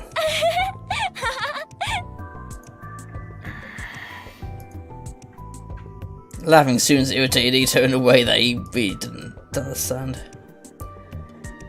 He'd been planning on videotaping the entire cafeteria today, but instead he gave up and left. 撮影お疲れ様。 Inside the club room, Sokuzu was there. 連絡は？ His expression clouded for a moment as she shook her head. あれからは何も。そっか。That's bloody worrying. Raikou, the club advisor, had told him that Kuso had taken a change of clothes for Miyashiro to the police station last night. She had been told that neither Miyashiro nor Onoa were hurt. The police were probably going to let them off with a warning, and if they weren't suffering any after effects from the trauma, they'd be let go in the morning. But school was over, it was almost evening, and there was no word from either of them. He dropped into his chair. ったく学校のみんなは平和なもんだよ。昨日のことなんてほとんど誰も話してないんだぞ。そう。 It's a bit weird. I remember it all be all over school news about everything that happened, like when 9/11 happened, and then the attacks, the counterattacks and such. そりゃあ東京じゃ発表されてるだけでほぼ1週間に2人のペースで誰かが殺されてるんだから、変死体があったってだけじゃ別に真新しくもないけどさ。にしたってな、道玄坂なんてもろ近所じゃん。下手したらそこを通って登校してるやつもいるかもしれないってのに。つかいるだろ、うちなら。Yeah, that would disturb me if murder took place somewhere near my school when I used to go to school or on the あれか route. な、あいつがいつも言ってるみたいに社会に関するニュースを載せてるサイトとかにアクセスしないやつばっかりなのかな。No, they just watch Alex Jones. They just watch Alex Jones. They don't care about real news. Goose chuckled. 心配なんでしょ、二人のこと。 Just started to speak, but then choked it back. 別に副部長こそ心配なんじゃないの。 Ridiculous, he chuckled. 怒ってる。処置なしだもの。セリカはともかくとしてね。忠告も聞かずに突っ込んで無茶するからこんなことになる。伊藤君にも新聞部の文化祭の映像押し付けることになるし。 It's hardly making him, but yeah, it was kind of stupid. He did go in there first. いや別にそれは大したことないからいいんだけどさ。ダメ。与えられた役割はきっちりこなすのが当たり前でしょ。 Ah, dickhead. クルス、予算の件どうなってる？ None of your business. Piss off. Kuro appeared. He was very out of breath. 予算？超過した予算をまとめたやつ、経理がまだかって。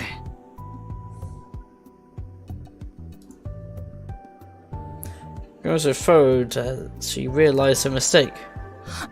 ごめん。すぐにメールでまとめて送るから。なるはやで担当の教師が帰っちゃう前に。 You do it. Oh, never mind. Kuro ran off before Russo had time to answer.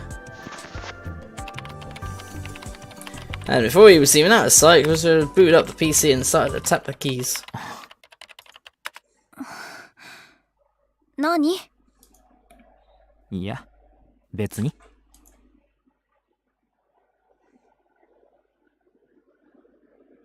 Which of us is more obvious? That's what Ito was about to say before he stopped himself. Normally it was impossible to imagine Kuzo not doing a job. Oh yeah, so she is clearly affected. For a while after that, Kuzo focused intently on her work. Ito didn't have much else to do, so he watched her. When he looked carefully, he could see a small dark spots under her eyes. She probably hadn't slept. And then Ito realized for the first time, Kuso had probably come to the club room to see if either of them had contacted him. With all the preparations that were going on, there was no other reason for her to be here. なんとまあ、あの女帝がね。 Kuso pressed down hard on the final key as she finished the task. Then suddenly an unpleasant sound filled the room.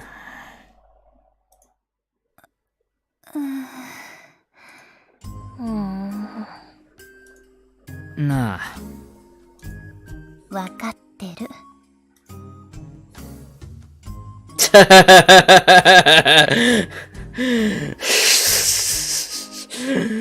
Oh, Kazuki, you are awesome.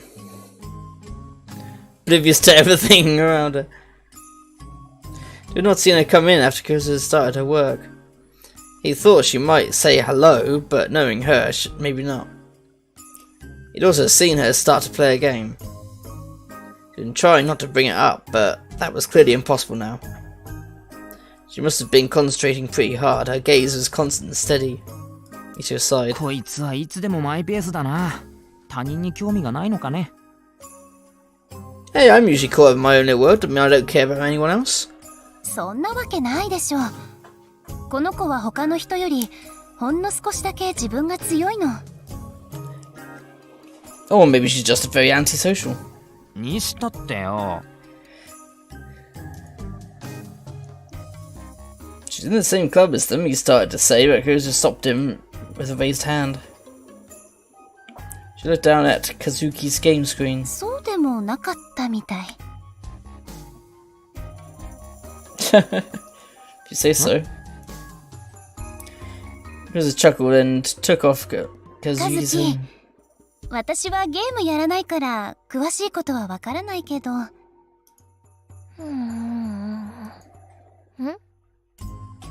この家の壁に向かって延々と火の玉出してるのは何か意味があるの？すごい勢いで燃え広がってる。Oh, is there a game you can do that? That would be awesome.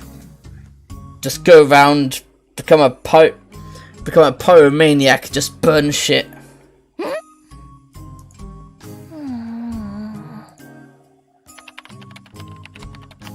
Kazuki looked back at the screen with a stunned expression on her face.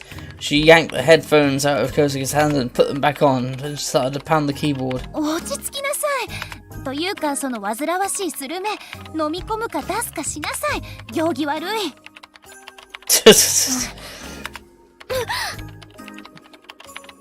Kazuki may or may not have heard her, because she struggled with her game for a while, and then...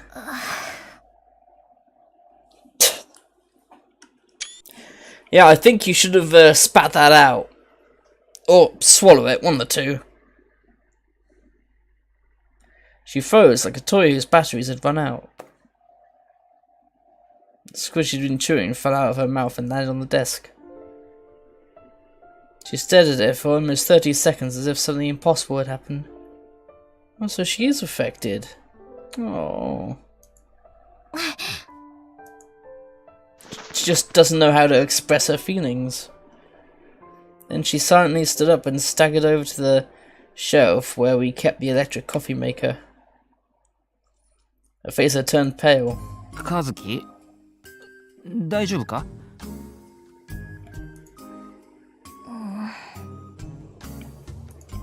コーヒー入れてくれるのか？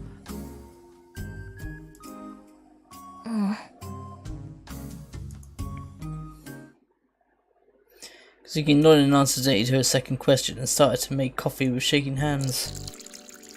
She went as her usual with 2 cubes of sugar and gave Ito a coffee mixed with milk. Then she made a cup for herself, black, but it didn't drink a drop. Is it sugar? I thought it wasn't sugar that they put in their coffee in Japan, but syrup. Or at least that's what I learnt from Case Closed, but chances are the world has changed since that book of Case Closed I read, so maybe it isn't syrup, maybe it is actually cubes of sugar. Or maybe there's parts that do one, parts that do another.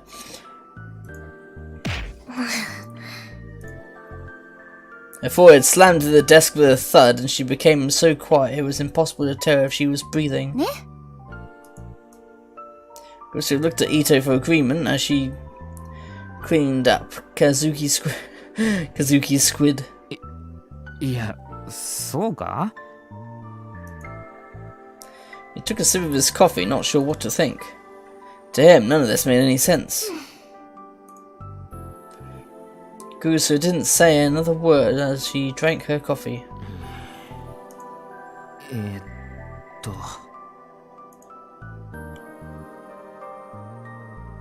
Ito looked up at the blank ceiling and decided that this was as good a time as any to ask. It wasn't that it was wrong, but it still felt kind of awkward. あのさ、何？あいつがこんなに事件に入れ込んでるのって何か理由があんの？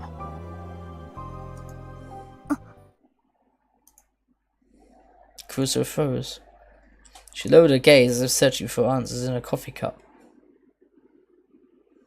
伊藤くんこそずいぶん事件に対して熱心じゃない？ Now you're dodging the question. She seemed to be trying to change the subject. 俺はこういうのが好きな人だから。こういうの？猟奇的な事件。でも昨日みたいに現場に忍び込むっていうのは。It was a bit OTT. That was going too far, he continued. Crusoe silently took another sip of her coffee. She seemed to be staring at a single point in the distance, lost in thought.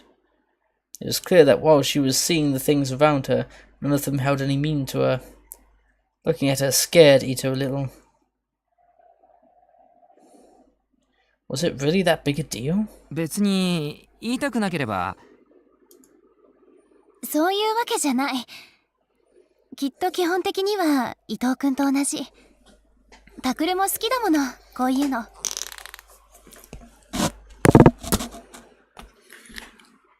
No, I think you're trying to escape something. それに危なっかしいところに首を突っ込みたがるのも昔からだし。I see. 小学校からだっけ？あいつが副部長と一緒に暮らすようになったの。ええ。正確には被災して少し経ってからだから、中学生に上がるか上がらないかの時だけど。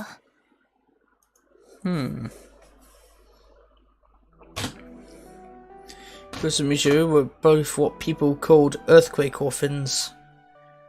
They'd both been in 6th grade when they'd lost their parents to the earthquake. Since they had no relatives to take them in, they'd been sent to the same group home, the localised small-scale children's welfare facility, Ioba Dormitory. Kids like them weren't common in Shibuya these days, but they weren't exactly rare either. Miyashiro had been so badly injured during the earthquake that he'd been put into a coma. He was still in that coma when he arrived at the dorms. The head of the dorm was also the head doctor at the Ioba clinic downstairs, and so for a while that was where he was kept. Kurosawa had taken care of literally all his needs. There are 4 kids at the facility. Kurosawa and Mishori were the oldest. Since her birthday was earlier than his, she'd dubbed herself the oldest of the 4 siblings and volunteered to take care of the other 3. Even back then, Mishori had a habit of being curious and getting into trouble.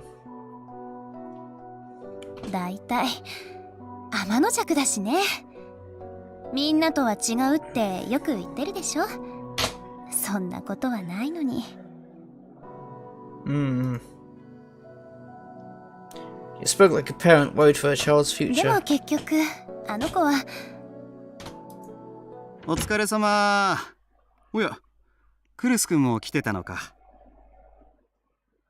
先生、連絡があったんですか？ Who's this creepy teacher?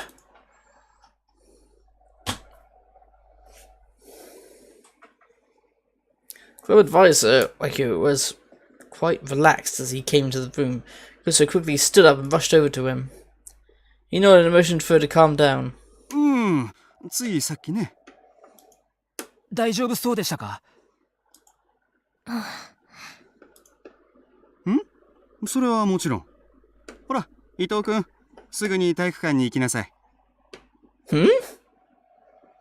Oh, of course. Get to the gym. 体育館？なんで？軽音部が今からリハーサルをするって。いい文化祭の記録になるんじゃないかな。Sounds like a good excuse to get him out of the way. His expression froze, and suddenly it changed. 涌井先生？連絡ってそれですか？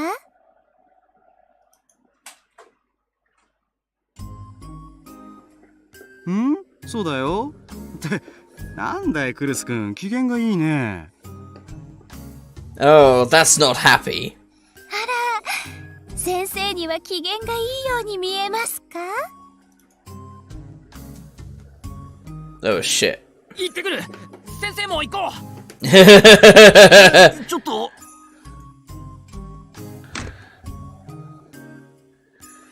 Since the gathering storm of violence, you two push me out the door. Azealia looked up, and now she slammed her head back to the desk. Now that she was all done, Kurusu took out her phone and checked it. There was no message, of course. She sighed and looked at the board. That incident yesterday at the Love Hotel. Whether it was murder or suicide, from the way Mishiro and Uno had looked when they'd been telling the police something had happened. Mishiro had said it had something to do with the incident 6 years ago. Now that it had happened 3 times, there was no ignoring it. Yeah, so no coincidence was happening that many times. No, it was too dangerous. She couldn't let him get more involved in this. She thought back to Ichigo's question about why Mishiro was so interested in this case.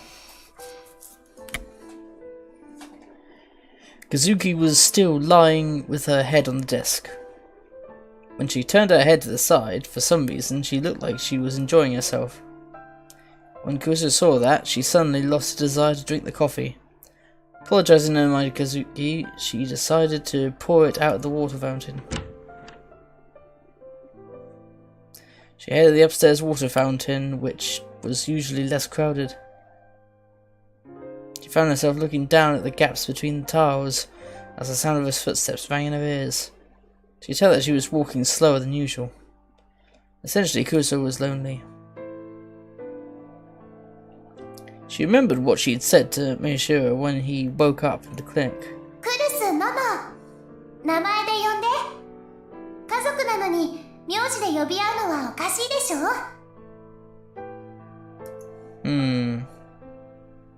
Ah, that's why. That's why. In the end, he... あの子は特別が気取りたいだけなんだから。I think deep down many of us do. She knew why, she supposed. The event that had caused him to leave the dorm was still bothering him.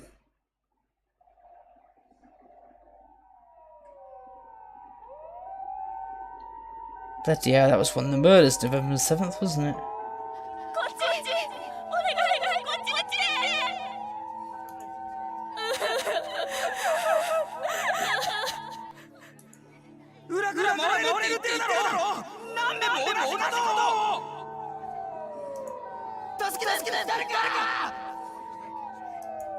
なんで携帯が繋がらねえんだよ。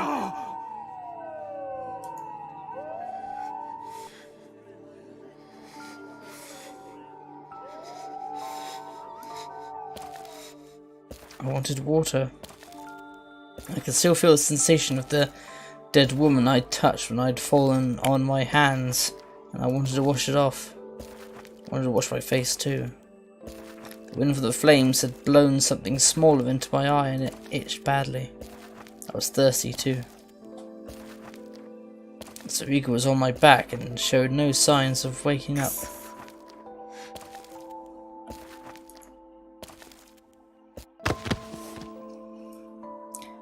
My legs were at their limit, so I forced my way through the crowd and sat down on a tyre that had rolled nearby. It smelled like burning rubber.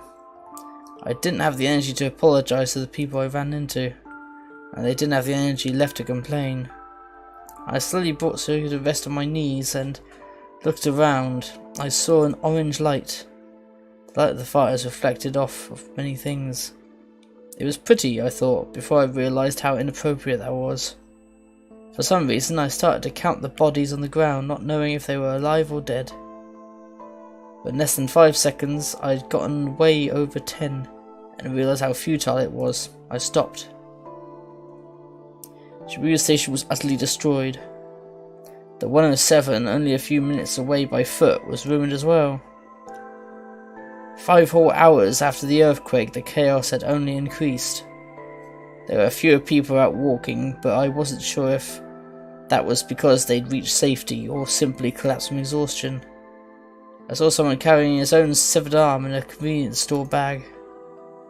I saw people ignoring a barefoot woman as she cradled a baby whose head was smashed in. Oh. Some had outright given up on sanity and were flinging things into the fire. A group of middle-aged salarymen were dragging a young girl into darkness. A young man went to join them. Oh.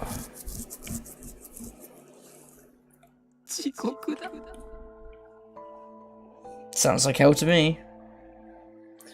There's no other way to describe it. This was hell.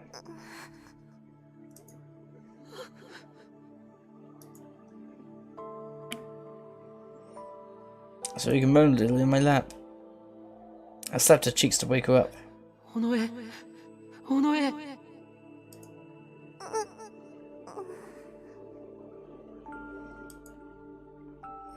Her face distorted in agony. It was okay, she was breathing. She was okay.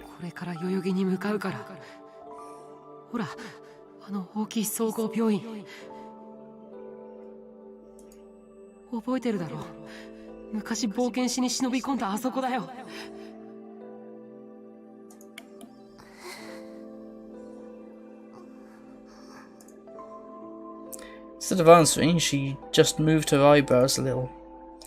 I swore and lifted her up on my back again. She didn't seem to be that badly hurt, but this kept happening. I read on Twitter that the general hospital in front of Yoyogi Station was accepting patients injured in the earthquake. I didn't know that if it was true, but I had no choice but to go. It had to be better than the hell that was Shibuya.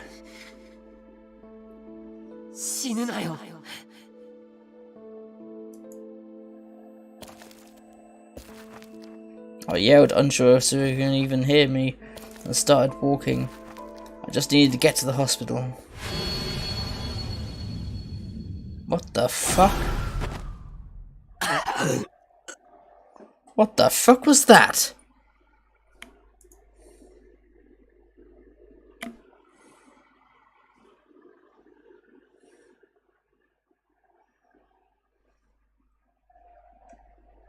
I leapt up. I quickly glanced to the left and the right as I tried to calm my racing heart. I saw that I was in my own bed.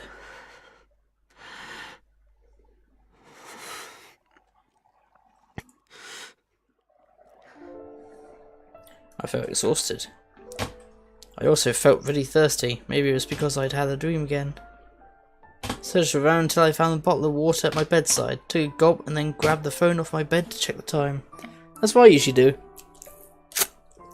Because I have this bottle of water here, especially in the heat it gets nowadays. Oof. Don't want to get dehydrated. Bloody awful when you do that. もう日付変わってるのか。A new day.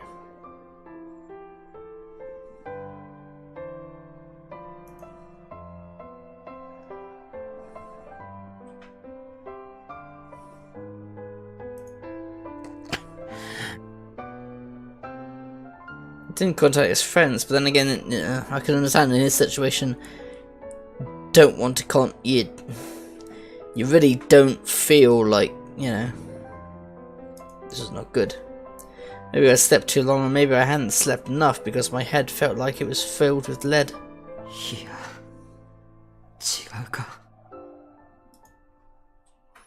Put my hands at a thin light that was coming through the window and checked their colour.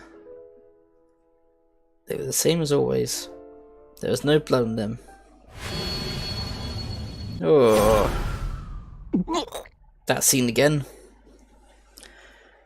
I felt a little like throwing up.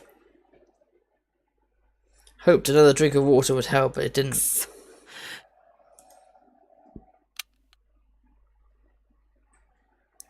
I thought for a moment and then decided to turn on the room lights. I should turn on my room lights. It's dark as hell in here. Oh well. I turned on the laptop and searched for urge to vomit, lessen foods, drinks. Yeah, give me a page of page results. Just a bunch of pages, just like you're supposed to when you're looking something up. 生姜か。なら源さんからもらった葛根湯があるか。You should never use Dr. Google. Never. Looked under the sink until I found the cocoa powder, then poured it in the cup and added some hot water from the electric kettle. It had a strange smell, unlike anything I was used to before I took a sip. I could tell my hands were shaking a little as I held the cup. God damn it all. It wasn't the first time I'd seen a body. I checked the phone again and saw that there were several messages from Sarika and Kuruso. I went to answer but stopped. They were probably still up, but I didn't feel like talking to anyone. I felt like the air I'd breathed in at the Love Hotel yesterday was still deep inside me. Along with the cheerful melody of that music box and the bed that covered my vision. I felt something strange on my cheek and put a hand up to feel it. It was a bandage. I'd gone to some kind of clinic at the police station where they'd put it on. It told me I must have hit my face hard on the floor when I passed out. I was unlucky enough to scrape my cheek against a piece of the shattered glass. Thankfully, it wasn't a big wound, it barely hurt at all. But it itched like hell. Each time it itched, the shock I'd felt came rushing back and quickened my pulse. Danger was long gone, but I still couldn't forget the terror. Had I almost been caught up in something horrible?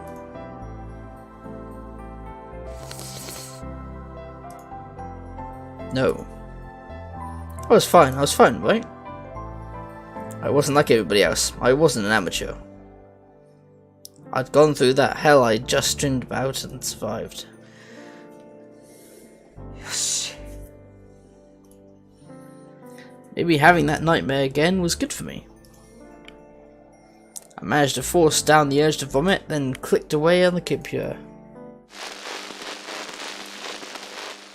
I opened my computer's TV program, changed the channel news program, and watched it on my monitor. A few months ago, I bought a USB TV tuner off a homeless guy who had no idea what it was worth. All it cost me was dinner at a local restaurant. Puh, bloody hell. Just like I thought, there was an article about the event 2 days ago.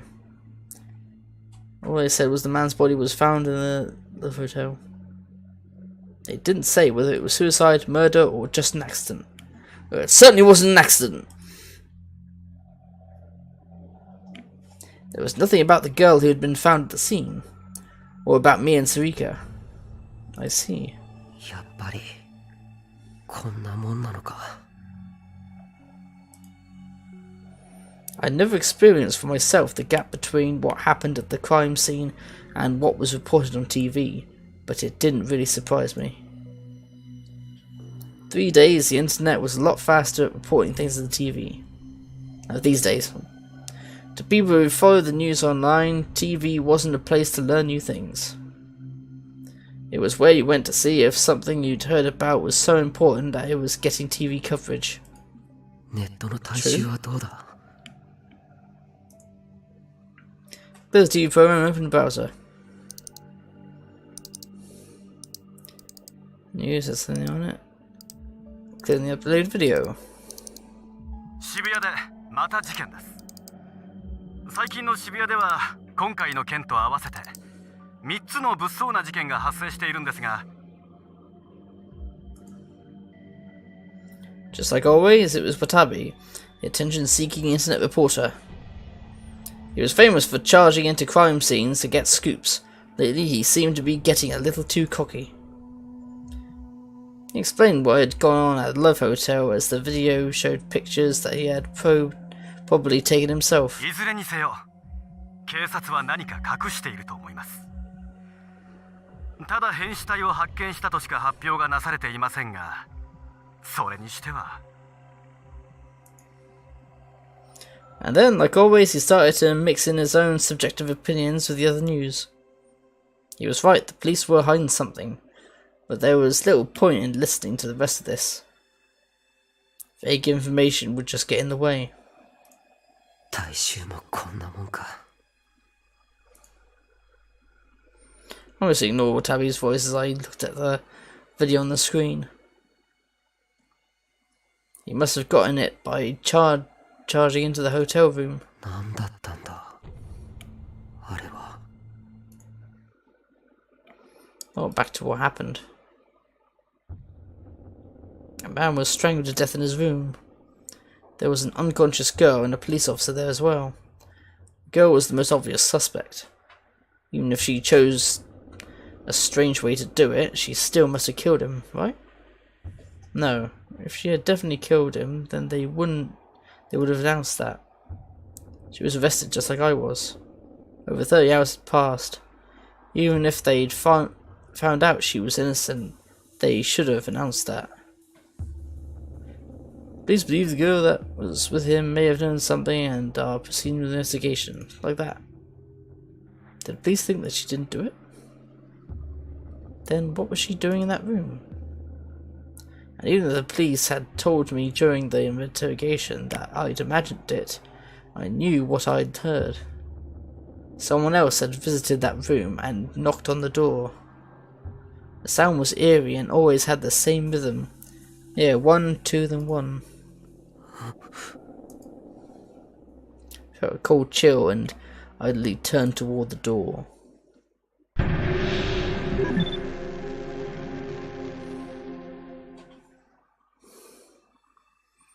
It was the same as always. There was no sign of anyone approaching it. I listened carefully to see if I could hear anything outside. Nothing. だよな。気にしすぎだ。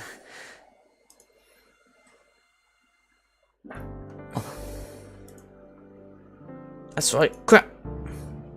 It was a new day. ネットの知識者はどうだ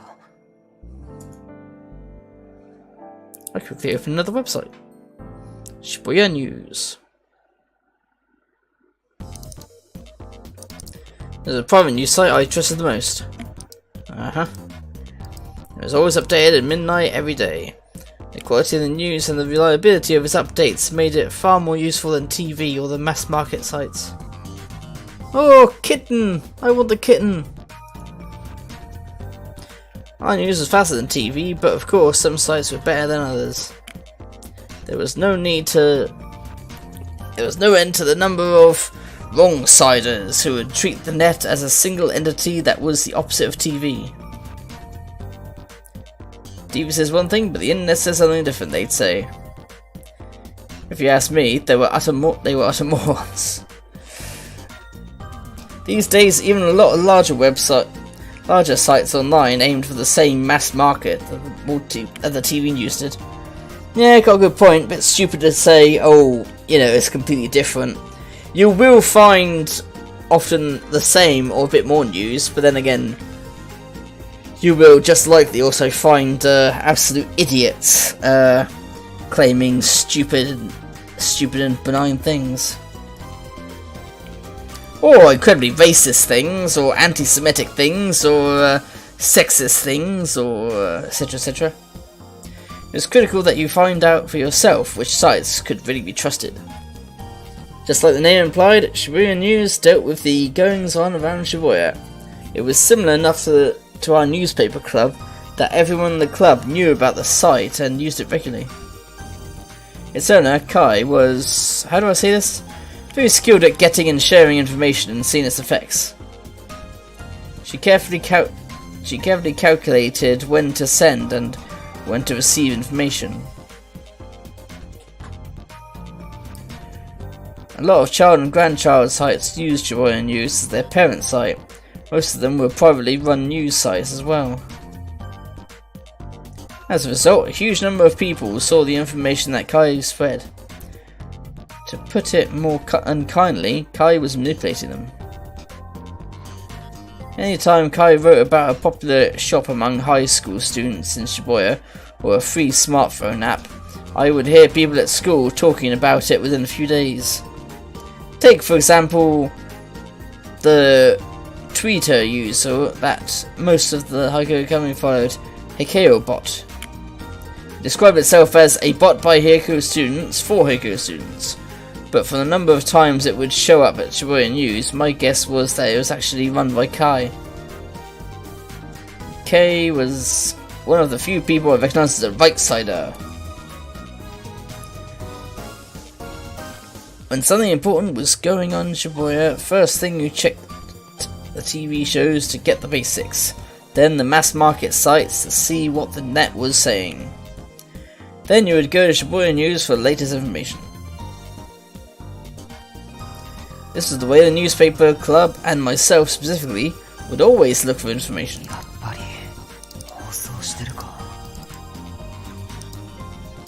The quality of the news wasn't the only reason that Shibuya News was popular.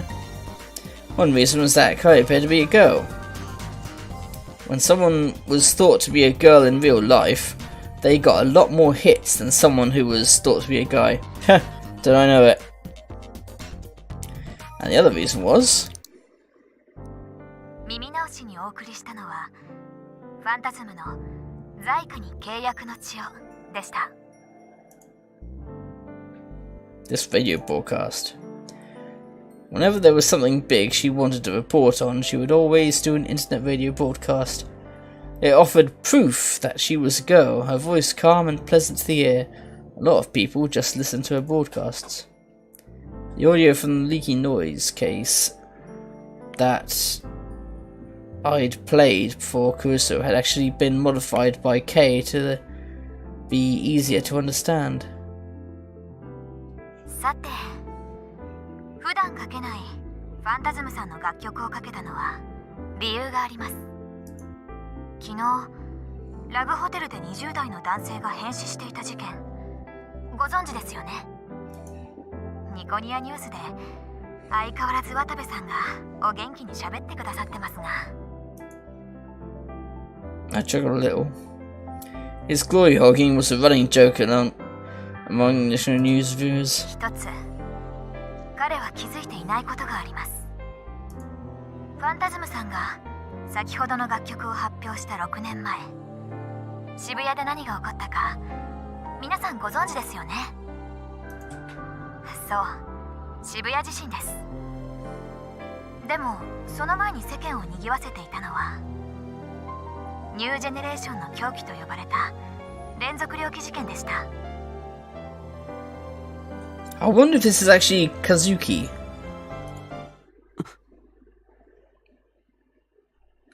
Or am I already spoiling the fun? But honestly, it's the first time I'm playing it, so I don't know if I'm right or not. I'm guessing, but I could be wrong. I was startled. That was right. Crap. I'd forgotten after all that had happened at the Love Hotel. No way. もうお気づきの方もいらっしゃいますね。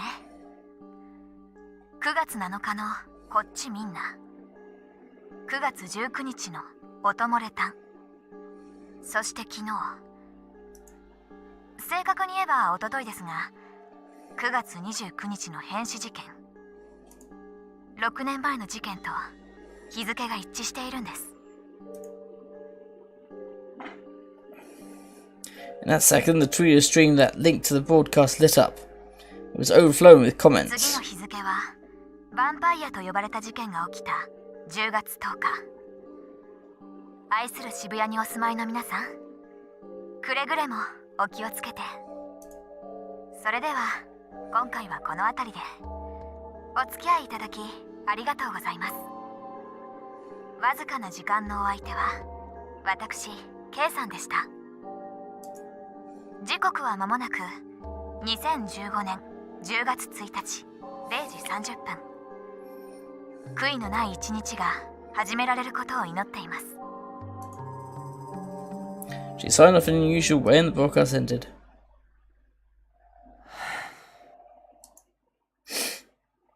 She got me. That's right. That hypothesis was why I'd forced my way into the Love Hotel. And something had happened just like I thought. After 3 such incidents, it was only natural to assume there might be a connection. The new generation madness.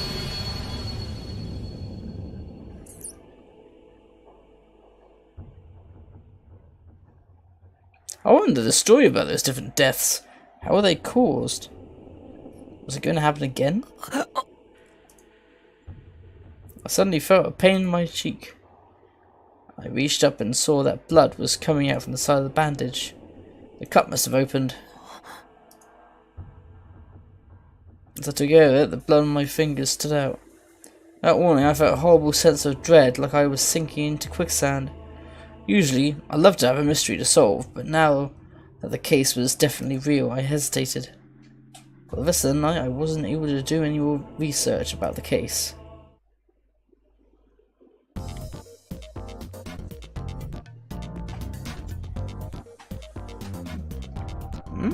Oh, I see.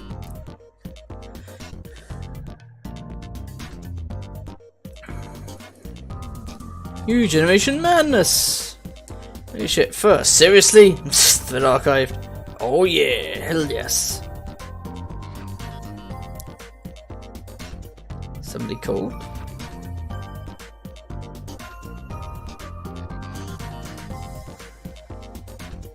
Did anyone? How did no one notice?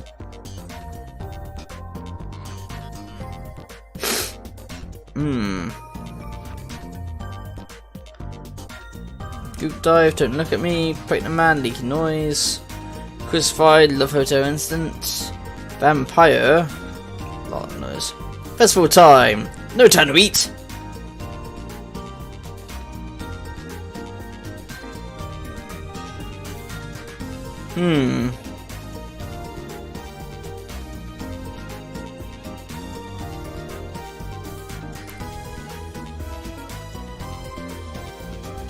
Whose eyes are those eyes? Yes, that was from the original. It's probably why they've done that.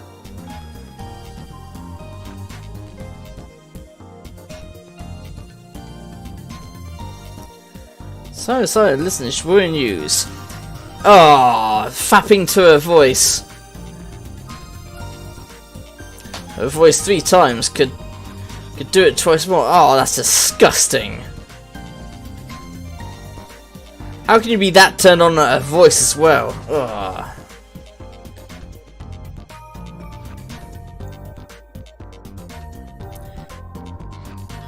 I went to see the Esper 6 years ago and from the station. I was in college then. Now I'm employed and stay home all the time. I was about to start again. They'll cancel the station. You guys make me sick. People are dead. What the fuck are you so happy about? Don't look at me. Kind of smart at this. I'm disappointed. It's been 6 years and it's time to drag us out again. It's the return of the new generation madness and I can't bear it. Oh, I think that's a bear. Return to nude generation madness.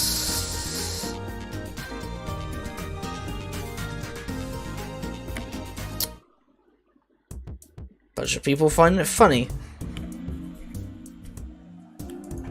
October the 1st, same time. Shibuya Police Station. いい加減答えてくれないかな。名前と住所は？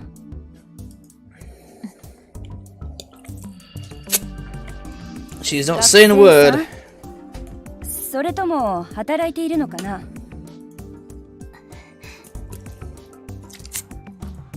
あの柿田っていう男の人と何回もあのホテル行ってるよね。どういう知り合い？付き合ってたの？もし喋るのが嫌ならうなずくとか手を振るとか何でもいいからさ。ね？どうなの？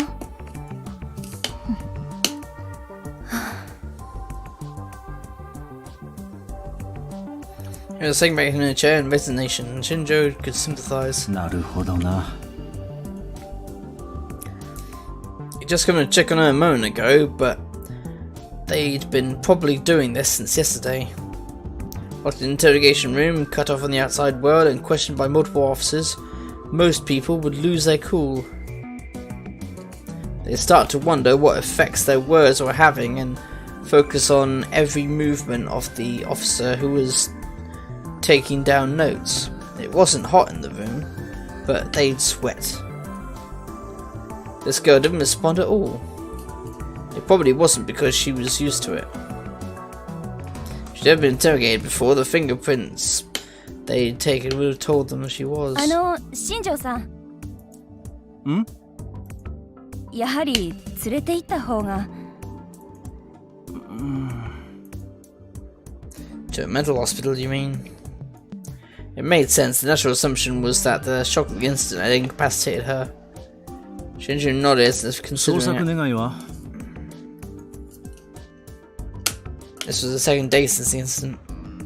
If she lived in a normal family environment, someone would have submitted a missing persons report by now. 洗いました。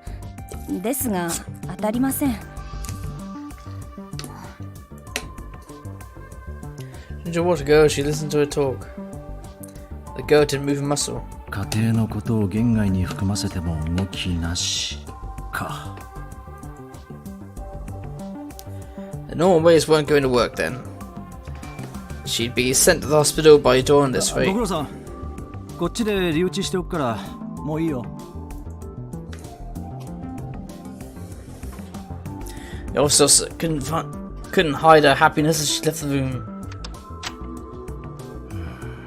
But it's like talking to a brick wall, so she wouldn't respond. She sat in the chair she'd been sitting in and took a good look at the girl from the front. She was ignoring him and still looking down at the desk. She didn't even seem to notice or care that the person in front of her had changed. Shinjo remembered his conversation with Mimosa, or whatever. After he'd hung up, she'd call back in precisely 3 minutes, just like she'd promised. And then she said, "My kid has a message for you." ですって。それだけですか？どういう意味です？いいからそう聞いてごらんなさい。それで今の新庄ちゃんのような反応をしたり、変わらず黙ったままだったりしたら、残念だけど非感知しか取る手段はないそうよ。もし別の反応をしたら、もう一度連絡をちょうだい。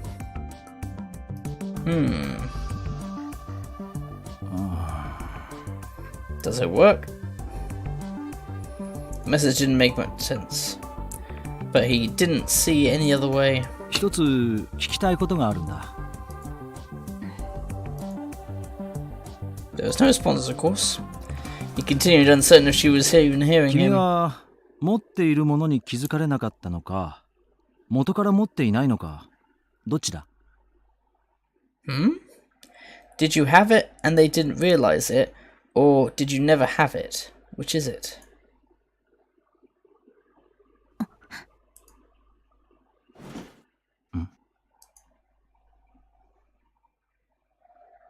Her eyes moved.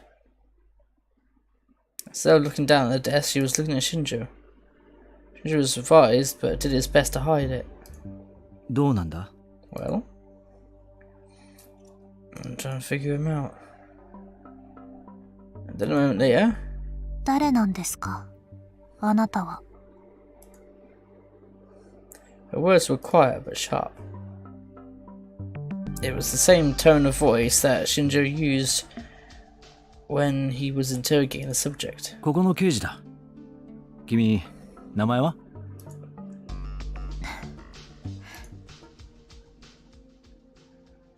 She seemed to be thinking about something as she said to him. Her mannerisms were just like his own again.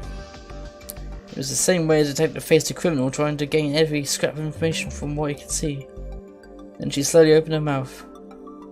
有村ひなえ。碧峰学園の学生です。Ah. They're getting somewhere. I left the motorhome where I lived alone, and only then did I realise that it was evening.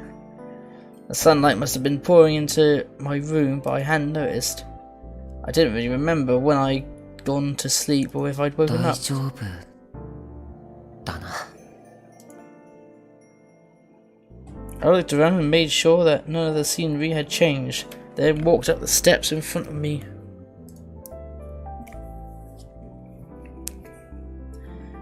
Miyashita Park was just a few minutes walk away from the Shibuya station.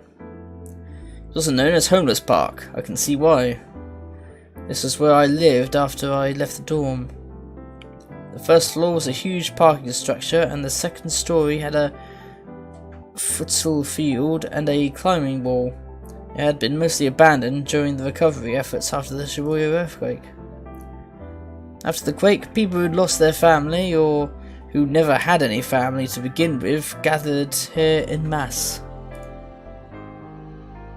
Ataki Park, which was right next door, was supposed to be the evacuation point for this area, but Miyashita had always been a mecca for the homeless, so everyone gathered here. When people gathered, so did things. Containers filled with food, blankets and tents, even the trailer for a motorhome that was left behind when its owner fled Shibuya. Every part of the park was overhauled to create a place for people to live. The parking lot, the futsal field, the climbing wall, etc. The next thing anyone knew, there was a society hit there that was big enough that the government couldn't force them out. Then some group of idiots came out to try and turn the place into a temporary housing. That was shot down in less than a month. As a result, even though you could find beautifully rebuilt skyscrapers just a street away, Miyashita Park became one of Japan's biggest slums. これいいですか? I spoke to the man who sold newspapers, magazines, and everything else as I picked up the newspaper with today's date, October the 1st on it. お、タク、珍しいな新聞なんて。いいぞ、持ってけ。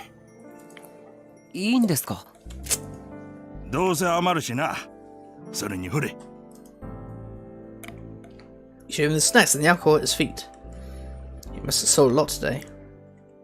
There were a lot of people in the park who had enough money that they could have stayed in a campsuit or hotel if they really wanted. ああ、してんならできれば別のとこにな。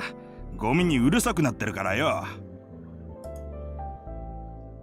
They didn't want to leave. おいタク、電気代か。はい。そうですけど。ならついでに俺の分も頼む。南のまっちゃんからだっつって渡してくれ。He handed me a 1,000 yen bill. I nodded, took it, and headed deeper into the park with my paper. Oh, so his name was Matty. Miyashita Park was divided in the north and south halves by the road.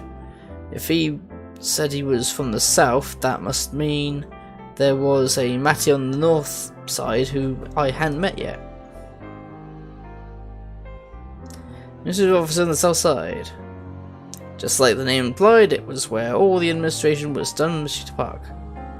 It kept things peaceful between the government and the park occupants, resolved disputes between the homeless, and maintained all the facilities at the park.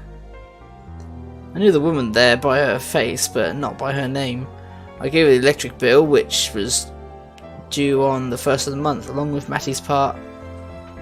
I know the park might seem carefree and lawless from the outside, but it was actually much stricter than you'd find in some families. はいよ、確かに。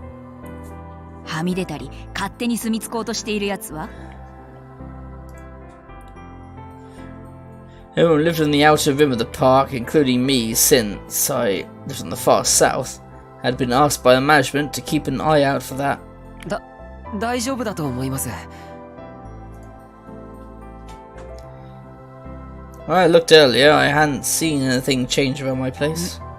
最近物騒だからね。気をつけなよ。見慣れない奴がいたらすぐに言いな。え？知ってんだろ？ラブホテルの事件とか。はい。わかりました。 I was startled, but quickly nodded. I suddenly felt like they were criticizing me for hiding something. The corridor connected the north and south ends of the park. This place, looking down at Michigan Street, was the one part that hadn't really changed since the earthquake. There were cracks here and there, but the government had forbidden people to put things here because it would ruin the view and might not be safe. I needed against the veil and spread open the newspaper with the setting sun behind me. There was a column on the first page about the Love Hotel incident, but no new information. There was nothing in the article about the girl who was found at the scene, or how this could be related to what happened 6 years ago. Had they not figured that out yet? Or maybe they had, and they just weren't announcing it. If it had something to do with the incident 6 years ago, then so did Don't Look at Me and Leaky Noise. Did that mean they weren't suicides? If the killer had driven them to suicide, then it was probably the same person behind the 3 incidents. But was he working alone or part of a group? Or maybe people who were related somehow to the incident 6 years ago were killing themselves one after another? Maybe I should look at what the 3 cases had in common again. Ugh. Damn it, what the hell? My hand went up to the new bandage on my cheek. I rubbed it several times to make sure it was still there. I took it out of my smartphone. The data I'd recorded at the scene had been deleted by the police. Of course it was. I probably should have just counted myself lucky they didn't take the phone itself. I lost my biggest clue to the case.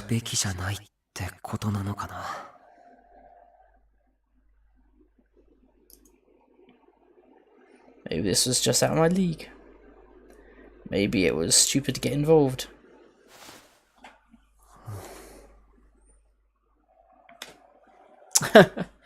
Ah, that's kind of adorable. Then I got a call on my phone. I checked the name and hit the answer button. Hi. Moshi.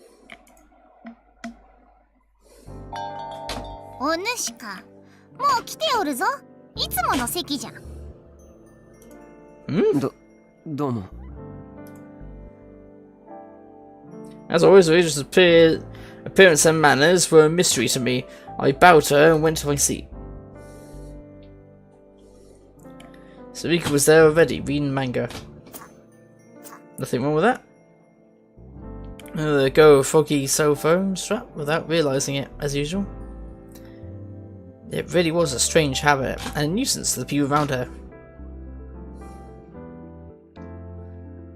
Cafe Lax, the preferred hangout of the newspaper club, was just a 10-minute walk from the Shibuya station. The owner was a manga fan, and the walls were lined with the stuff. Yeah, I just noticed, bloody hell. Some I can vaguely recognise, but for obvious reasons, they're not fully as they should be, because otherwise I'm pretty sure you'd probably be done for copyright, wouldn't you? But some I think I recognise, or partially recognise. There was free Wi-Fi, the prices were good, and if it wasn't crowded you could sit there for hours as long as you bought a single drink. The most important part was that since it was in the hard to find spot, barely anybody from Hokkaido knew about it. So I didn't have to worry about running into anyone I knew. As usual, there was barely anyone here. Just a single couple that appeared to be in college. Here she is. I had my usual mounted view and sat down. 何読んでるんだ？ああ、タク。そう。なんだろうこれ。は？適当に撮ったから。So you went and put the manga back on the shelf, then came back to sit down. はい、これ制服。のんちゃんから言われてクリーニングしといたから。悪いな。I took the bag containing my uniforms from Sarika. There's a uniform they got covered with blood and left hotel. 今日学校は？言ってないよ。タクもでしょ？ I nodded. I hadn't felt like it at all. のんちゃんたちに連絡は？メールはしといた。I got up this morning and I sent both of them a text saying that I was okay. They both sent back responses almost immediately, but neither of them said much about what happened. They probably weren't mentioning it for my sake. で、どうだ？大丈夫か？うん、まあ死んでる人を見るのは初めてじゃないし。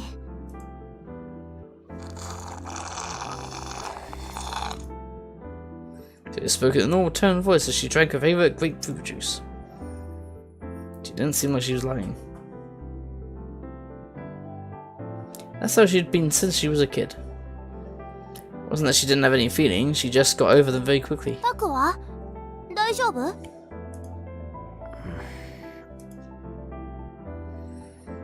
Now that she asked, I wasn't sure how to answer the question. Waitress brought me the Mountain View.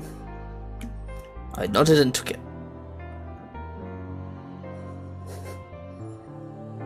Was I okay? 嘘マジで？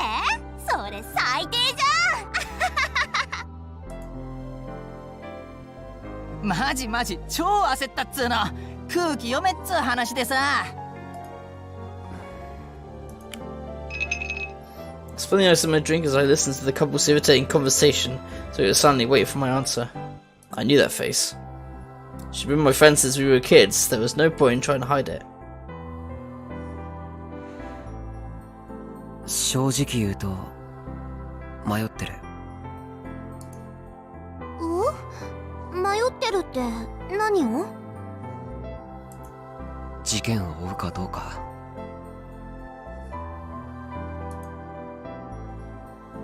So you seemed genuinely shocked. 本当に？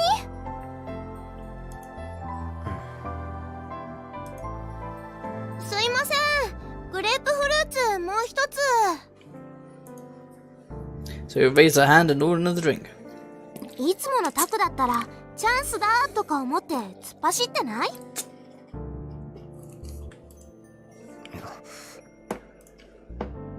That might be true, but things were different this time, after what I'd gone through. そりゃホテルは怖かったけどさ。So you continued as she knew exactly what I was thinking. 昔都市伝説とか追っかけてた時もそうだったじゃん。ほら冒険だって言って病院に忍び込んだの覚えてる？ I nodded. I just dreamt about it. あの時も怖かったけど、この怖さは他の人が経験してないもんなんだ、貴重なんだって泣きながらさ。お前も泣いてたじゃんあの時。そうだっけ？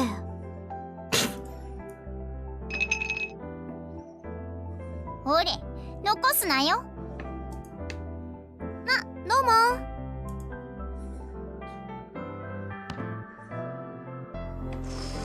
Sarika took a glass of juice and gulped it down.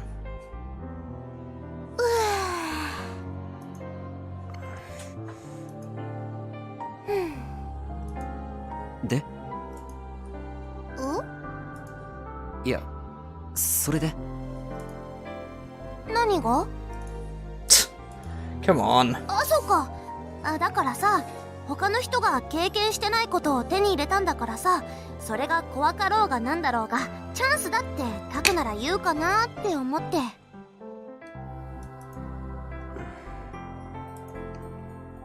Her voice was light as she drank her juice, but her words didn't feel light at all. Something other people hadn't experienced. Something different from other people. たまに頭いいんだか悪いんだかわからなくなるよな。I stared at Sarika's face. How much did she understand about what she was saying? 何？あ、ダメだよ。あげないよ。She moved the juice away from me. I was wrong.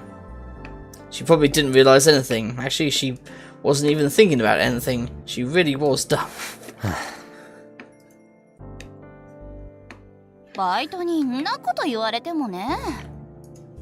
だろ、やる気がないのかってねえよ普通に。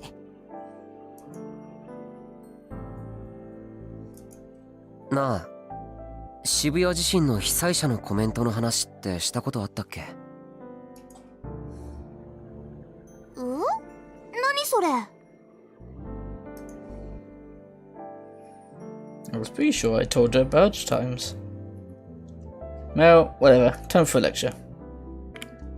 地震直後の混乱が収まった後、大量のマスコミが被災者に対して押しかけただろ。まだカオスチャイルド症候群者っていう言葉がなかった頃に。Of course, I'd been in a coma about a year after the earthquake, so I'd only investigated it after I woke up. その取材の論調の多くは民度の高さを訴えるものだった。これだけの震災にもかかわらず、暴動や略奪などの犯罪がほとんど起きていない。これは得難いことなんだって。実際そうなんだと思うよ。何が今一番辛いですかって聞かれた時、大半の被災者が地方の家族に自分の無事を伝えてやれないこととか、子供に好物を与えてやれないこととか、とにかく他人を心配しててさ。でもそんな中で一人の被災者が言ったんだよ。I remembered what they said word for word. It left a huge impression on me. 頑張れという部外者。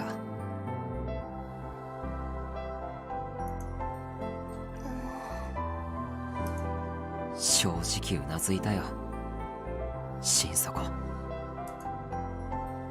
It said exactly what I was thinking. I didn't know who they were, but I admired them anyway. Those feelings were the exact opposite of all the excited, fired up people on the outside. これを言った人は僕に近い人だっていう気がするんだ。ただ一連の出来事をネットで見ていた他人とは違う。そしてただ被災しただけの人とも違う。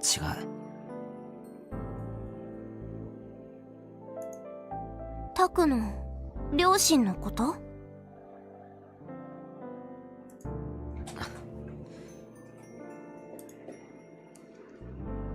あ、そういえば復興祭合わせの飲み、テニサーの連中も来るって。マジで？そしたら絶対タク飲みじゃ無理じゃん。I was different. I was different than the people who just lived normal lives as Shibuya. I had the bandage off my cheek. The wound had closed up. My face was back to normal. I was back to normal. The case was right in front of me. I had a huge mystery to investigate. I wasn't about to just get caught up in something. As a right-sider, it was my job to jump right into the middle of all this information, right? I could feel something like excitement mixed with a sense of duty welling up inside me. I couldn't stop myself from smiling. また危険な目に遭うかもしれないぞ。事件のこと？ I nodded. Suika laughed a little strangely. And then for some reason she patted me lightly on the shoulder. Didn't know what that meant, but I started to laugh too. Suika nodded. よし、それならまずラブホテルの事件から行こっか。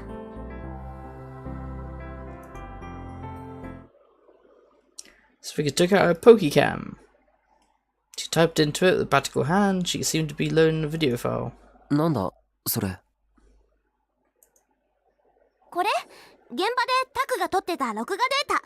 警察に消される前にストレージに上げておいたの。Ooh, clever girl.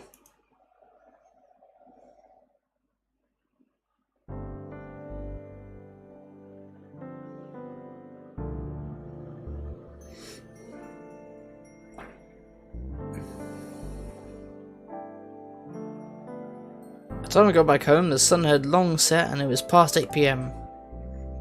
I realized I had barely eaten anything since arriving at the Love Hotel and suddenly felt very hungry, so I'd eaten my meal at Lax. そういえばこないだ来た時から気になってたんだけど、電気ポット変わった？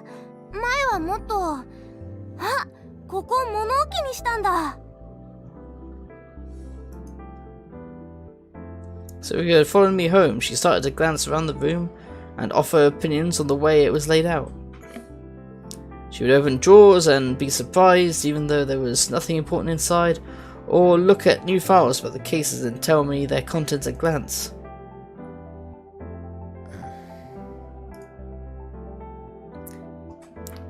She always was a little strange like that. She'd be surprised by the most obvious things, but sometimes she would show startling insight. And wait.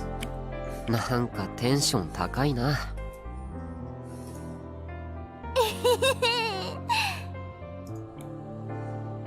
She laughed another strange laugh. 事件を追うのが楽しいのか？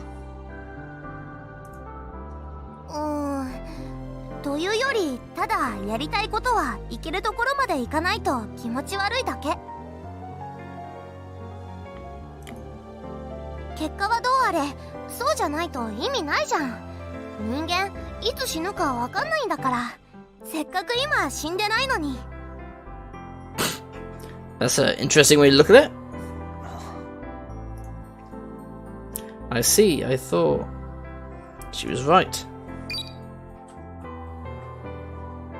Sound came from my PC. The copy operation was finished. よし。そしたら元のストレージのやつは削除してくれ。なんで？物が物だからな。他の人間に見られたら困る。このストレージ、私が個人的に使ってるやつだから大丈夫だよ。それでもだ。誰でもアクセスできる可能性は少しでも潰しておきたい。そうだな。お前のポケコンのやつも念のため削除してくれ。オッケー。トク、何してるの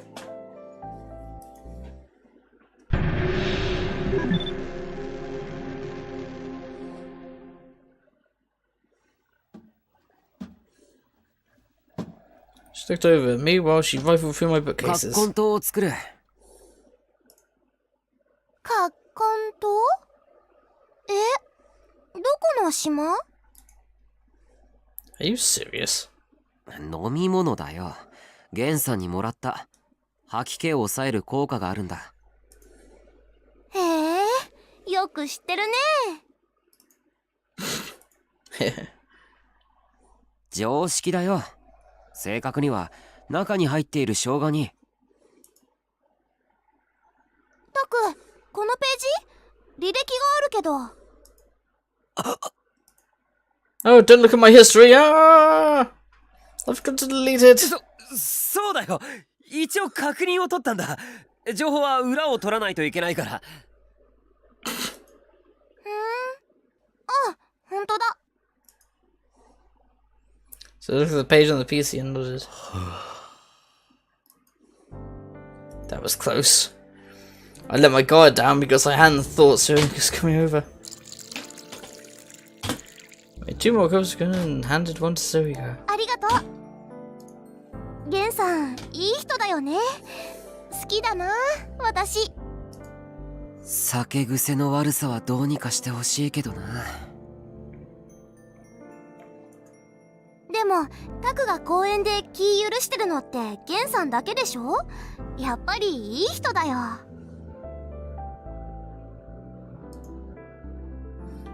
What's that? Why? Well, you did help me out a lot. オッケー、削除したよ。So we could put away her Pokecam. Alright. I put the laptop next to the wall and sat down in the chair that fell out onto the bed. So I went to load the video file into the player software. I happened to glance at its length. 26分? そんなにあの部屋にいたか?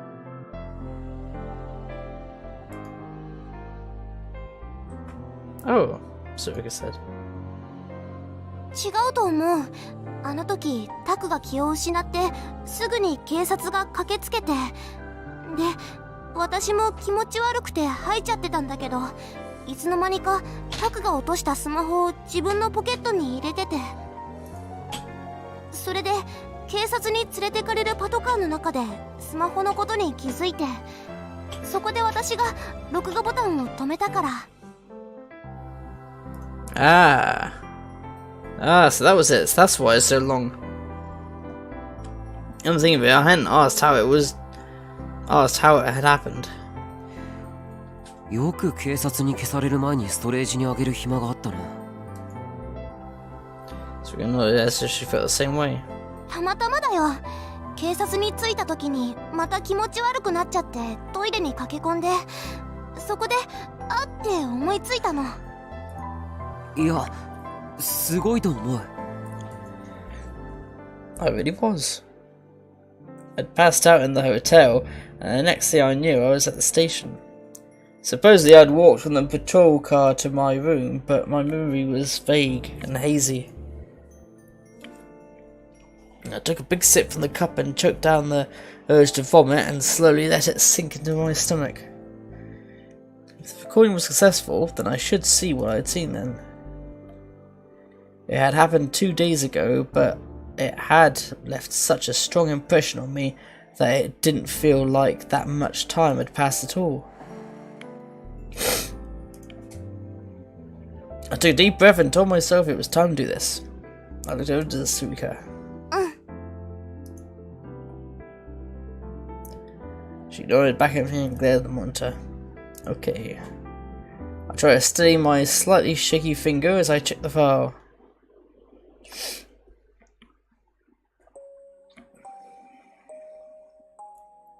First thing I noticed was the sound. The peaceful sound of the music box that filled the room with a spinning bed. A dark, gloomy room, a curtain in the back, and the rotating bed behind it. It was that room. The same emotions I experienced before came flooding back to me through the blurry screen. I could sense my own hesitation from my gasping breaths.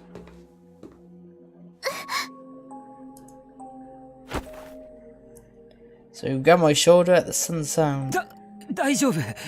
確か僕が床を踏み鳴らしたんだ。そっか。Cameron was slowly moving toward the back of the room.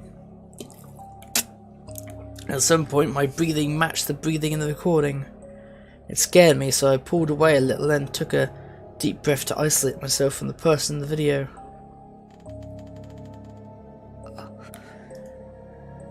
I heard that sound. Suddenly the wire creaking as the bed spun. I could feel the panic coming through the screen. I wasn't sure what to do. 進むぞ。I tell the speaker was gulping a little. As I spoke, the camera kept moving forward. Yes, we could soft gasp in the video. Pixels and the woman were lying on the floor. I hadn't realised at the time that the glass was shattered all around.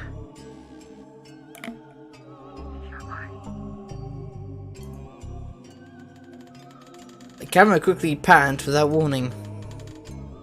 Yeah, I know what pan is. It was that bed. The silhouette behind the curtain was probably that man. The angle was off and wasn't pointing directly at the bed. At that point, I hadn't really been aware of the smartphone.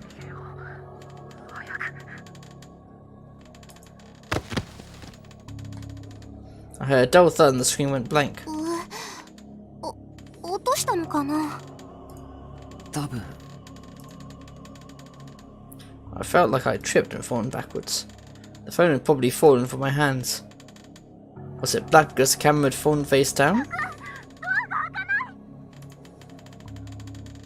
His voice sounded like it was a little far away. It was still picking up sound, evidently. I could hear myself trying the door and swearing when I failed. That's right. I'd been fighting with the door then. And then...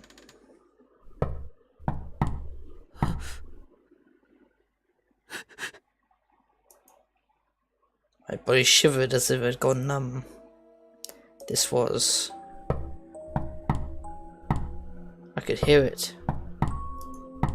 なあ、聞こえたよな。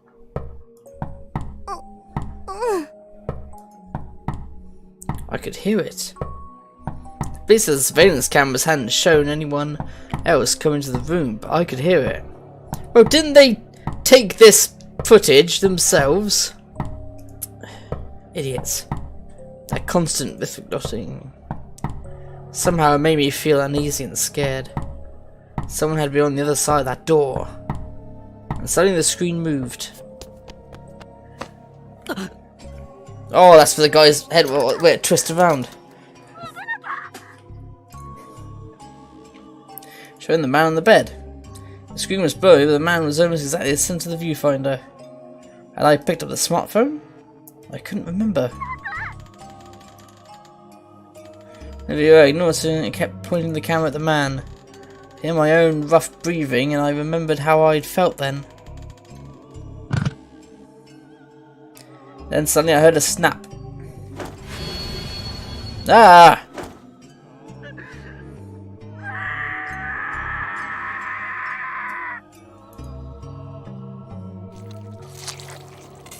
Ooh.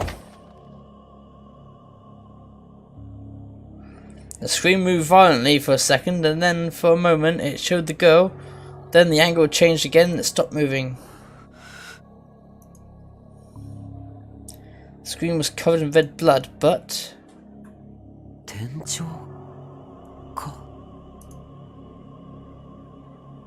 what I was looking at was probably the room's ceiling. Since it didn't move at all, this was probably where I'd passed out and dropped. Just like before, the camera was still recording the sound. I did Suika vomiting and what sounded like someone falling over. I called the police officers running into the room. They were asking Suika what was going on. She was probably the only one there who was still conscious. Shortly after, the screen went blank. Suika had probably put the phone in her pocket, just like she'd said. I could hear the irritating noise that must have been the sound of the phone scraping in the skirt's fabric. The screen stayed black, but it kept picking up the nearby sound. Then at the very end, there was a quick shot of the inside of the patrol car.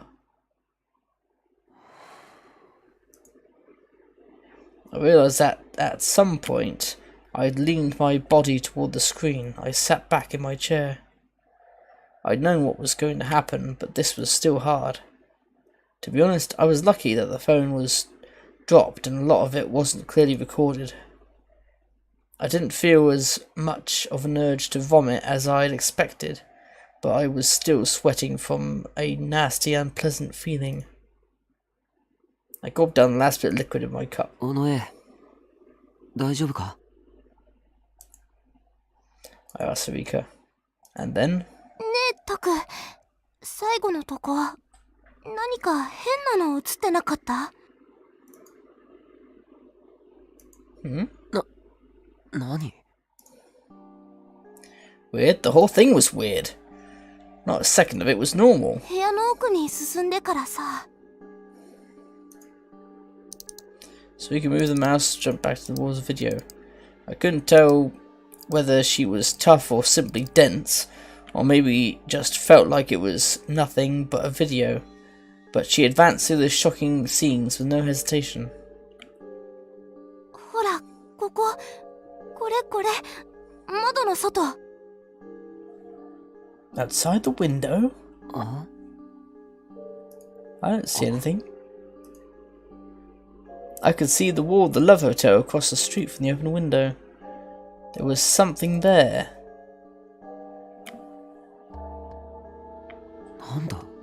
Is that a person or something?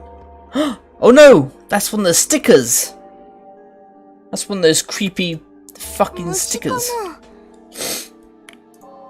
こんなでかい虫がいたら、クルスが建物ごと爆破しに来るぞ。She hated bugs. じゃあ、いたずら書き？ Why was her first answer a bug and her second answer a sensible one? いや、ちょっと待って。なんかどっかで Yeah, I can just about make it out. I think it's one of those... Switch from my player software to my editing software and then blew up the part of the screen. Damn it, I could make it out, but it was far too far away and it's blurry. Resolution was too low. 虫じゃん。羽広げてる。違うって。やっぱりなんかどっかで見た気が。It's the messed up sumo wrestler face. What? Turn around, the lower noise. Ah! ただいま帰った。待たせて悪かったな。Oh, piss off, old man. The drunken man, the bottle of booze in his hand. Give me a break. Of course, no one was waiting. もっと静かに入ってきてよ。おう、ゲンさん。この前はありがとね。この前。ラブホテルの事件のこと教えてくれたじゃん。おお、そうだったか。ああ、どうでもいい。事件か、よかったな。タクは新聞記者になりたいんだからな。He seems to be very confused at the moment. Oh, I just had a thought. He looks a bit like Professor Layton. Professor Layton, after all the mysteries have been solved and he has nothing left to do. Every day I suppose that he wanted to be a different thing. Last time I was a movie director. ようはただいま帰ったぞ。なあ、タク、よく聞け。世が世であるために今日はこんなものを手に入れてきた。どこだ？ He started patting down his pockets, his very old coat. This annoying old man was Jen. He was the elder ruler of this park and the CEO of the company with a 3 billion yen a year salary and the best friend of my father, Jiro. At least according to him. My dad's name wasn't even Jiro. He's leader of a clan of foreign nobles, and so if he ever needed to, he could summon a foreign special forces team to do his bidding. Except last week, his bed had been taken over by a stray dog, and he'd had to come stay with me. 世の一番大事なものもねえじゃねえか。やべえぞ、正面できねえ。What? ちょっとゲンさん、ズボン脱がないでよ。Jim was always loud when he got drunk, and when he got really drunk, he was even louder. Today, he wasn't very drunk. No idea what it was like when he was sober. I'd never seen it happen, or heard of it happening. Sometimes, or often actually, at least once a week, he would come by my room drunk, talk for a while, and then leave to search for the park for more booze, for more alcohol. あったぞ、ジョーちゃん。あった。ほれ、見ろ。見ない。絶対見ない。 It was obnoxious as hell, to put it mildly, but I couldn't chase him away. Actually, I couldn't complain about him much at all. When I left the dorm half a year ago, I'd ended up in the bottom half of Mishita Park. Since the upper half kept the rain off, the bottom half was one of the most popular spots. A lot of the reason I was able to get this spot, and even get this motorhome, was because of Jen.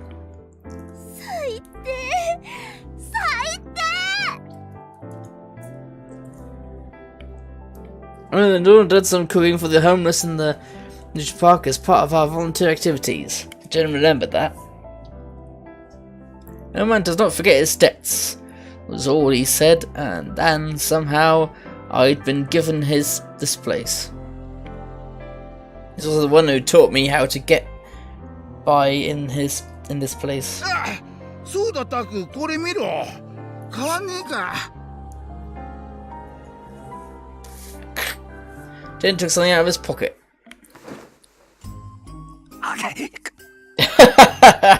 More Cool Cat comics! I ripped the copy of the favourite magazine out of his hands. I quickly glanced over at Sarika. 大嫌い。ゲンさん。She was mumbling that over and over to herself. I thought she liked him. Good, she didn't see it. I blew a sigh of relief and hid it someplace nearby. How much? With a single finger. That was one rule, for example. It was the first thing I'd learned in the park. The homeless would never, ever ask you for money. It was the one thing they could never say. Money was either found lying on the ground or earned by working or selling things. It wasn't something other people gave you. I took a 100 yen coin from my wallet and gave it to him. Jen grabbed it and put it in his pocket like he didn't really care. おお、最近よく見んな、それ。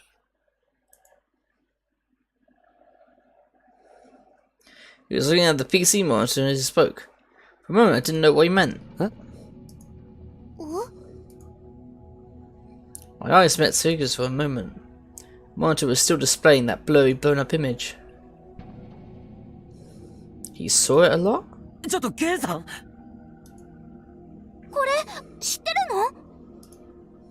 の？野球してえな。He was in his own little world. What was this guy's problem? I got close to him. ケンさん、これ見たことあるの？ああ、なもんお前どこにでもあんだろうよ。これ例えば駅前の。駅前って誰だ？は？駅前って駅前なんでしょ？渋谷の駅前の。だからこれつうかタク、おめえ前に見せてくれたやつにも映ってんだろ。俺何年前だったか、おめえがカラオケに張り込んでなんかを初めて抑えたとかっつってよ。That was last weekend actually. Then I'd been uploading the photos of the crime scene I took from the karaoke box. Jen had come by and seen them.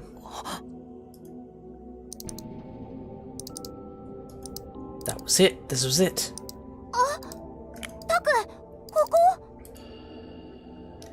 It was an image of the karaoke box I'd hidden in to take the pictures of the crime scene.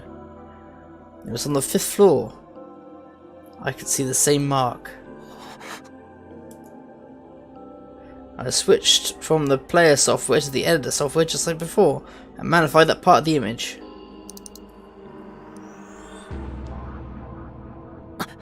There it is. How the hell did it get up there? Then I realised what it was. That's right. I had seen this thing before. And just like Jen said, it was something you could find all over Shibuya. Something that had been there for a long time. これ力士シールド。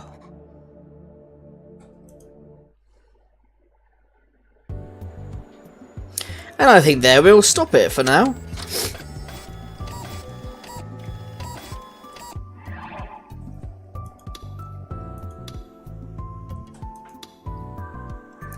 Yep. As I said, I think we'll stop that for now. Hope you all have a good night and speak to you later. I'll be returning on Monday as usual. See you then. Bye bye.